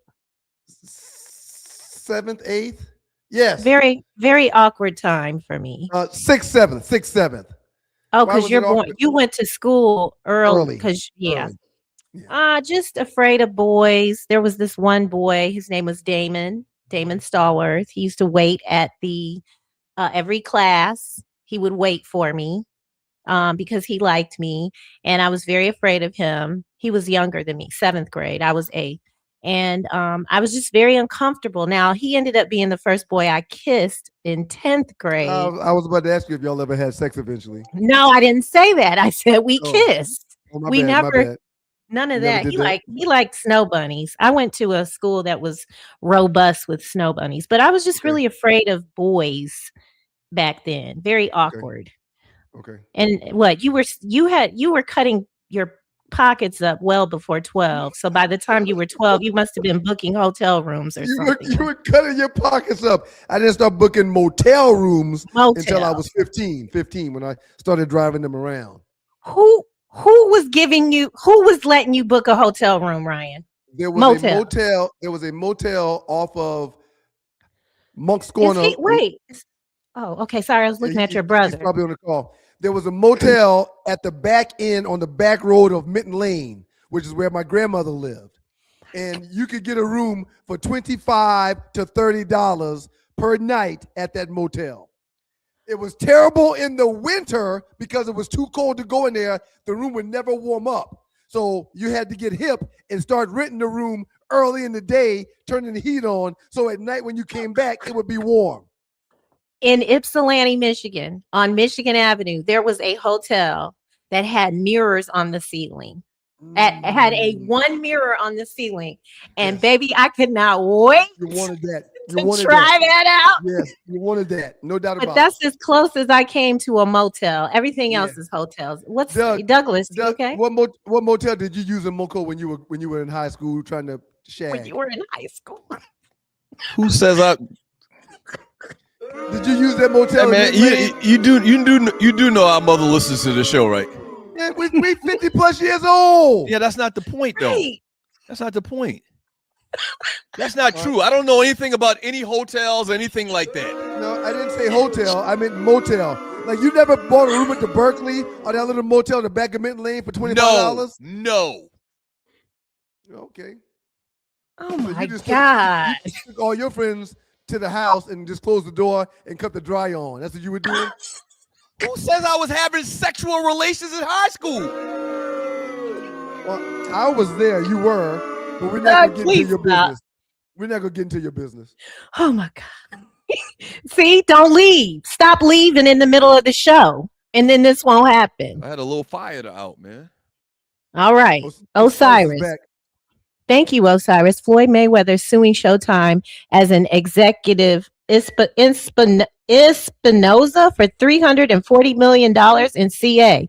Claims fraud with advisor Heyman siphoning earnings like $220 million from the Pacquiao via hidden acts and fakes. Seeks up to $680 million. So that might be why Floyd is Whew. talking. If he's lost $340 million to $680 million because of some fraudulent deals, then that's why that's why he's fighting again. He needs the bread. No, but I think the story is that he's still owed that. He wasn't. It's too hard to even explain. But you're right. You're right. Well, Appreciate you, Very Osiris. interesting. Thank you, bro. Thank you, Appreciate it, team. Osiris. Appreciate it, team. Uncle Mike. Thank you, Uncle Mike. New segment. Ask the Stews if Lauryn Hill is so successful. Hashtag Ask the Stews. If Lauryn Hill is so successful, why does she only have one album? Was it contractual? Did she just quit?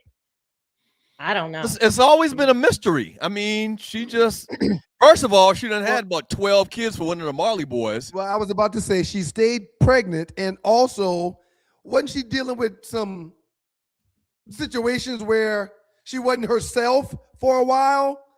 So she kind of just lost interest in music. That word's been Wasn't mentioned. I like that? Wasn't herself for Right, wasn't herself. That was right. good. But That he was a good called way to Wonder say Woman it. a bitch. But I like that.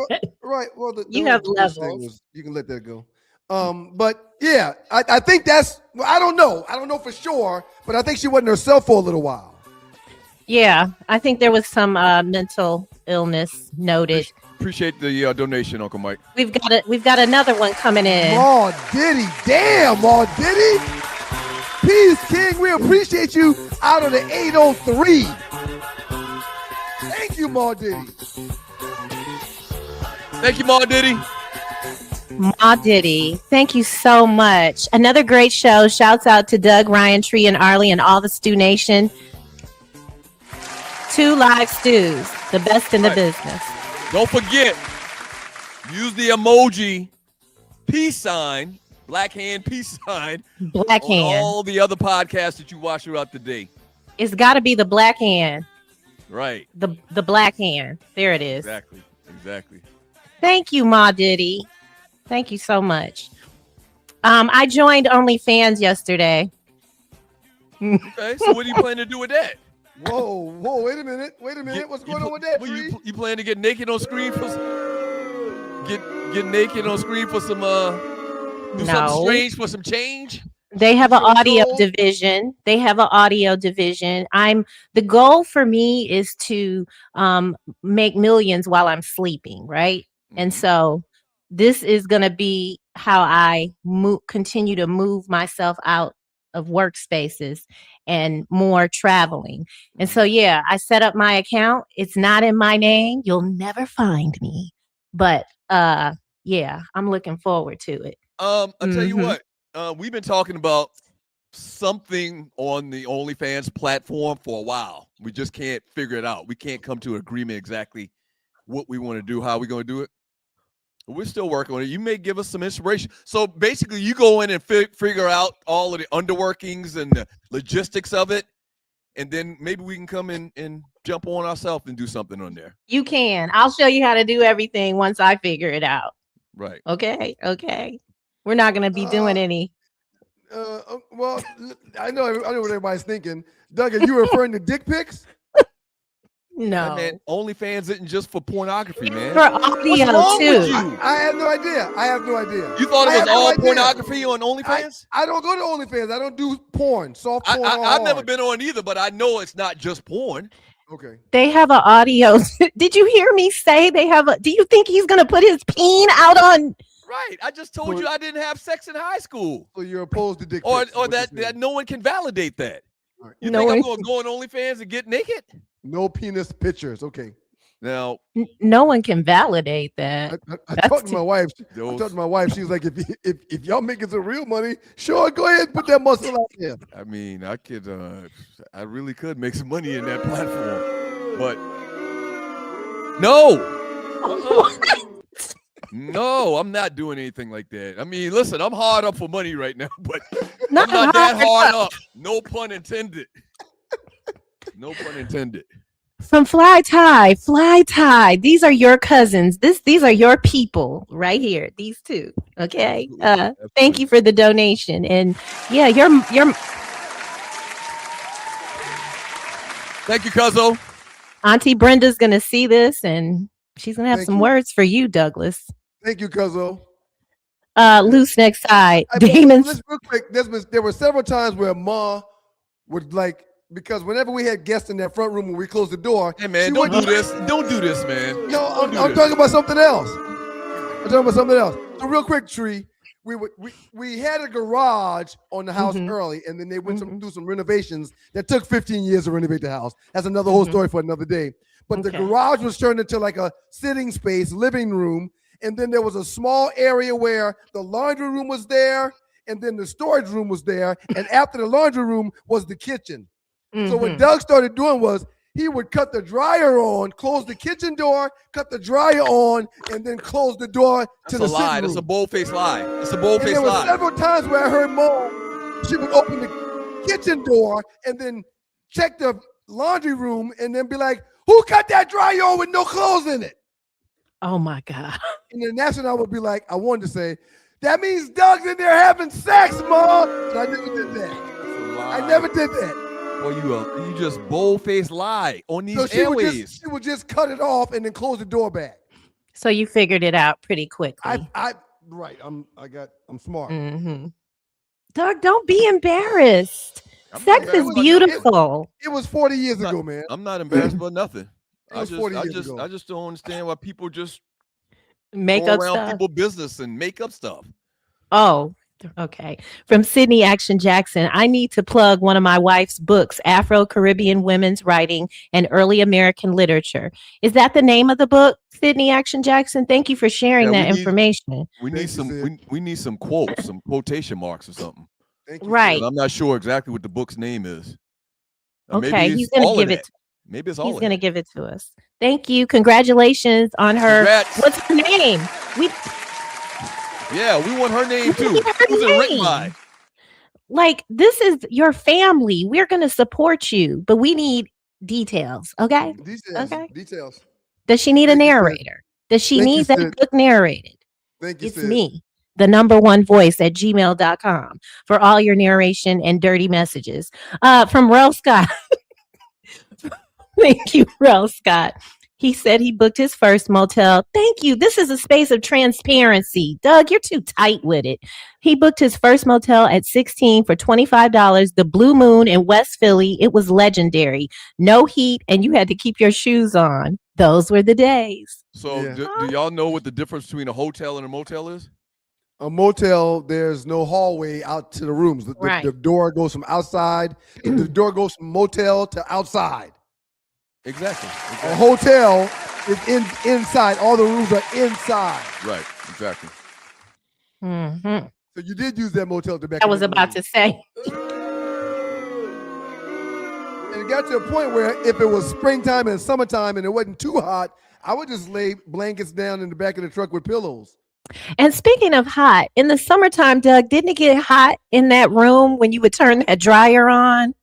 Like trying to Absolutely. There it Thank goes, you. Thank you Ryan. for owning You up just- to it. Thank you. No, I'm not owning up to nothing. Thank you. I'm talking Thank about you. if you cut on a dryer in the little dryer, No. washer dryer room, it got hot. You answered my question. Thank you so much. From Shedrick Moore, Doug used to take his women behind the trailers at the bus office on Whitesville. I've pulled back there a couple times too. The graveyard in Mitten Lane, the motel in Mitten Lane. The graveyard? Oh yeah. Yeah, that's a very unfortunate part of our history. An old graveyard that's been there probably since the Civil War. A long time. We used to go back there and drink alcohol and some people funny cigarettes. And now we weren't stepping on nobody's graves or nothing. No, we The didn't drive or graves were park right over the there. grave. You weren't humping on nobody's grave. Ain't nobody humping around. Right. All right. Anybody from Moco from our era know about the graveyard. They know about the graveyard. Whatever you say. Corey, thank you so much for your donation. What did the dad say when he saw his first universal remote? What did the dad say when he saw his first universal remote? What's the matter? Universal remote. What did the dad say when he saw his first universal remote? Just tell us, man. Wow, this changes everything. Oh, that's a good one. No, it's That's not. a good one. That was actually horrible. It changes everything. It was good. It was good. We have to give him that. That's right. Well, Brother Man has come back into the space. Brother Man back in the building. Thank you, Brother Man. He wants a joke. He probably wants a joke. He doesn't want a joke. He wants to make sure he understands what I'm going to be talking about. I'm going to be talking all that talk. Tree, are you going to talk that 976? Yes. What's 976? That's the area code of Detroit? No, there was back in the day they had 1-800 or the lines, the oh, the 976. Oh, 976 were to like to the erotic lines. Oh, okay. I didn't know that. That'll let you know. I don't know. That might have been a Detroit thing. I'm innocent. But yeah. I'm an innocent little country boy. Oh, hell. We didn't make freaky phone calls and stuff, man, because that stuff would show up on your bill. Yeah, that's what I was about to say. I make a freaky phone call, show up on my bill. That's well, listen, there's no doubt that Brother Man wanted a joke. What do they call Bigfoot in Europe? What do they call Bigfoot in Europe? What do they call Bigfoot in Europe? What do they call Bigfoot in Europe? Scotch Squatch. Big meter. They measure in meters, not feet. No. It took too long. You were doing good, but no.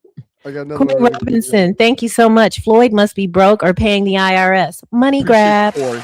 Now, It's a money grab. Now, The money grab. that could possibly be the case that he didn't account for them taxes. It's a money grab. You know, some of these cats that never have money like that, man, they get the money and they just keep spending the money, forgetting about that 35% they got to get Uncle Sam. Which is I'm why hoping you that's not shouldn't the be case. on. Which is why you shouldn't be on the bed with thousands of dollars. The IRS is not checking Showing for them. you. Right. Showing the money. Well, I mean, I would assume they already checking for professional boxers on their money, on their taxes.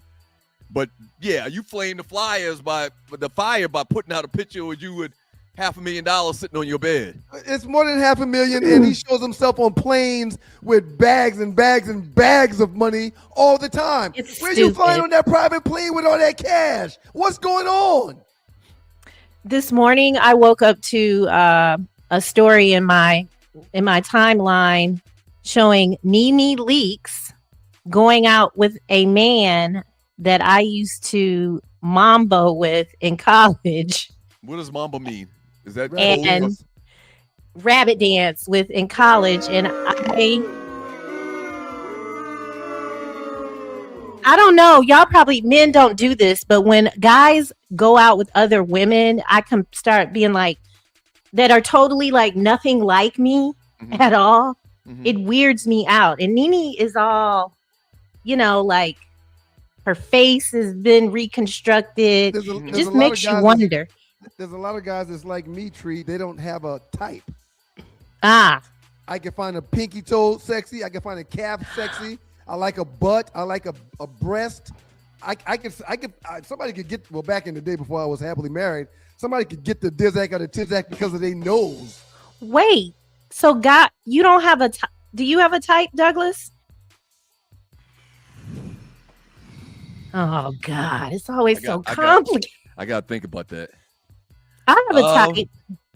I would say no. I don't have a type. Oh, Tree, you just told us you used to kiss on white boys. So what type you got? I have a type, but as I've gotten older, it's kind of you got veered a little.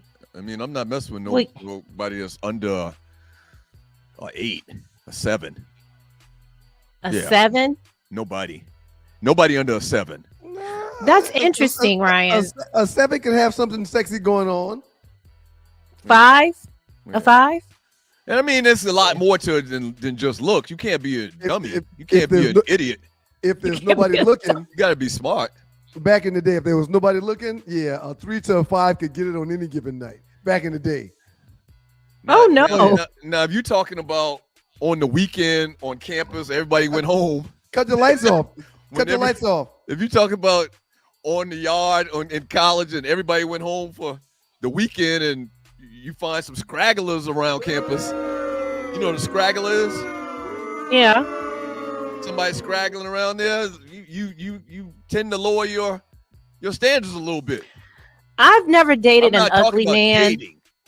I've never even I've never nothing with somebody that I didn't find attractive. But this guy, he was fine.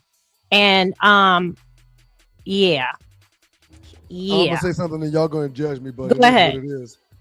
Sometimes men, but I'm not speaking about myself, but I'm just speaking about people in general. Sometimes men will rub one out, so when they get with somebody for the first time, they're not. Did you just say rub one out on national, worldwide internet radio? If you can't handle it, never mind.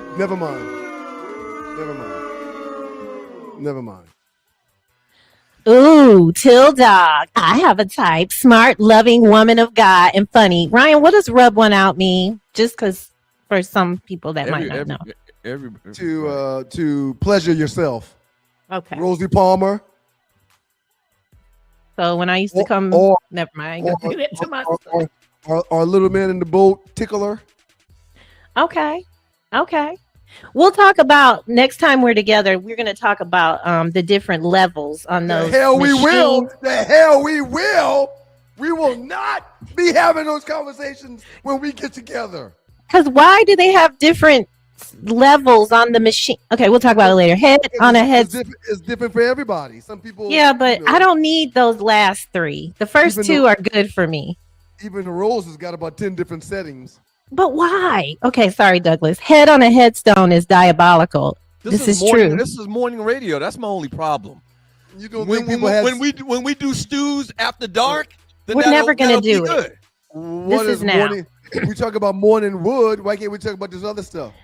Doug, this is how we get hits. Okay, head on a headstone. They said they didn't do that. Hey, like and subscribe to the show. Like and subscribe to the show, and worldwide on the interweb, post the peace sign. Ryan firing off them knuckle rockets.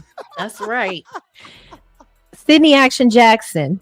Her name is Dr. LaToya Jefferson James. Sydney Action Jackson, if you'll just put the whole thing one more time for us, just put it in the thing and I'll say it for you, okay? And don't worry about paying again. Just put the book name and her name, okay?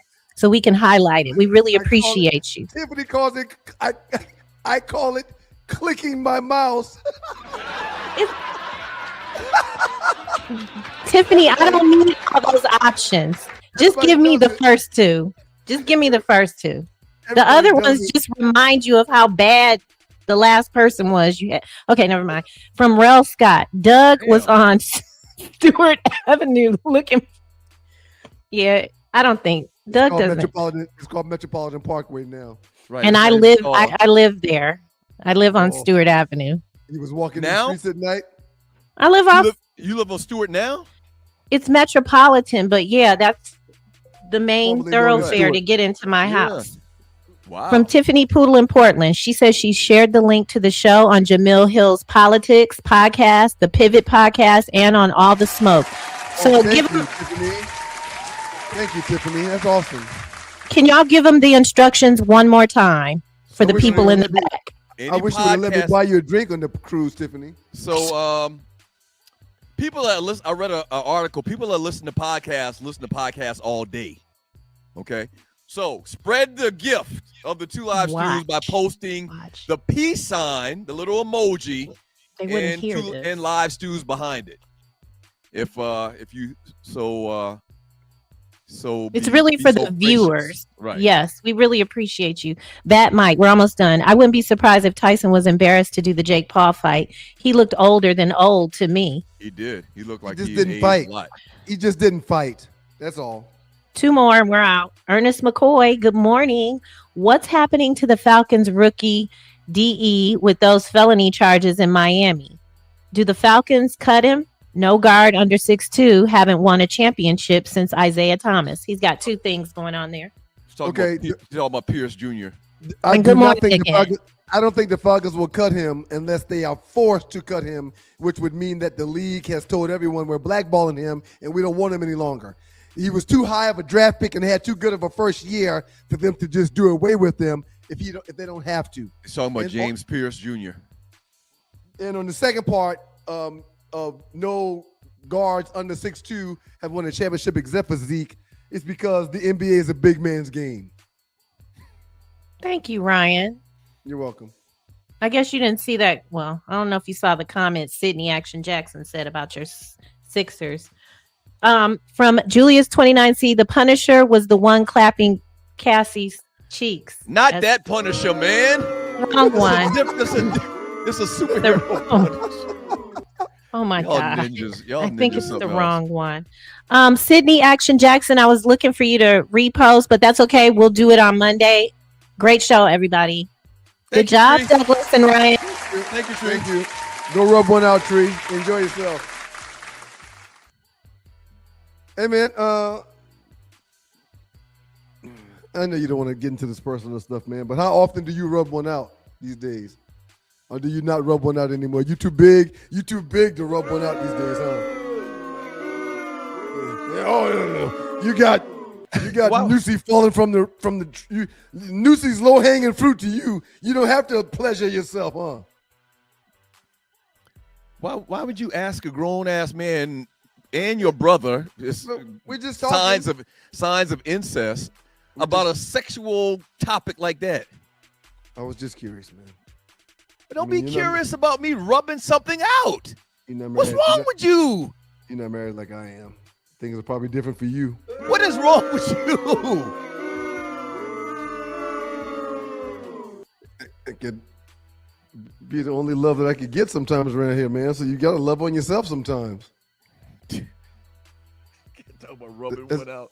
As a matter of fact, man, it's been So wait a several- minute. You bring into the lexicon rubbing But the term rubbing one out. It's natural. It's natural. Everyone does it. From RC in Minnesota, I remember when Jamil appeared on the Stews years ago, got gifted a bottle of Crown Royal. Absolutely.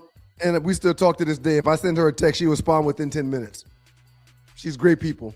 To Arlie and to she said, Mar Diddy said, straight from Google likes and comments, increase visibility, build community, foster audience loyalty, and ultimately boost channel growth and potential ad revenue. We appreciate you, Mar Diddy.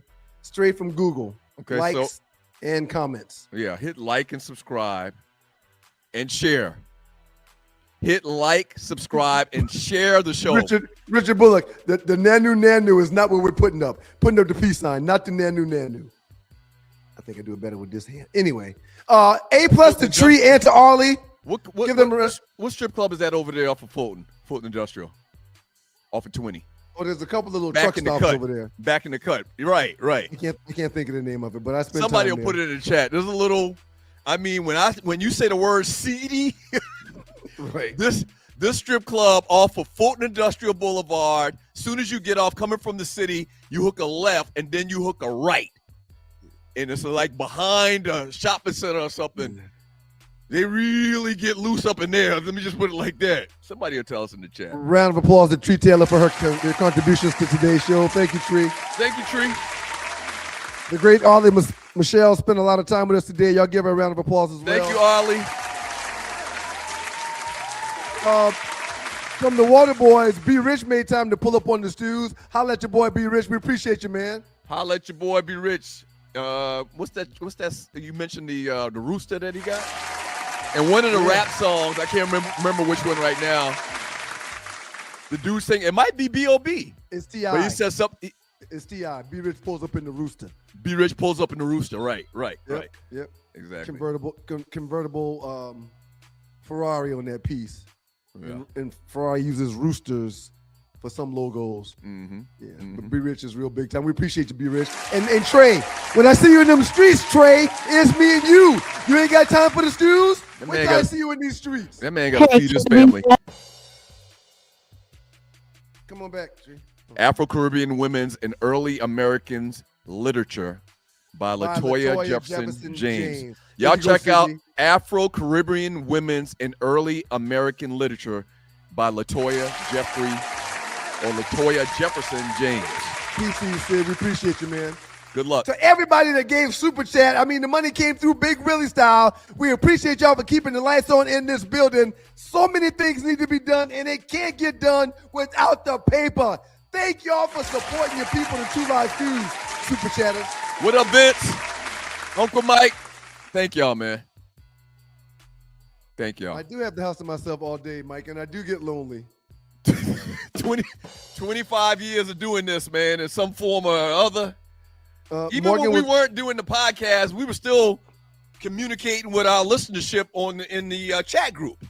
Morgan was here Monday and Tuesday, so I couldn't treat the house like I typically would, but I enjoyed her company while she was here because I do get lonely.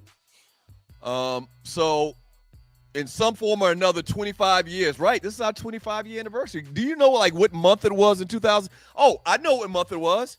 It was shortly after September 11th. So it had to have been like October or November of 2001 that we maybe we need to do a birthday celebration or something, man, or anniversary celebration.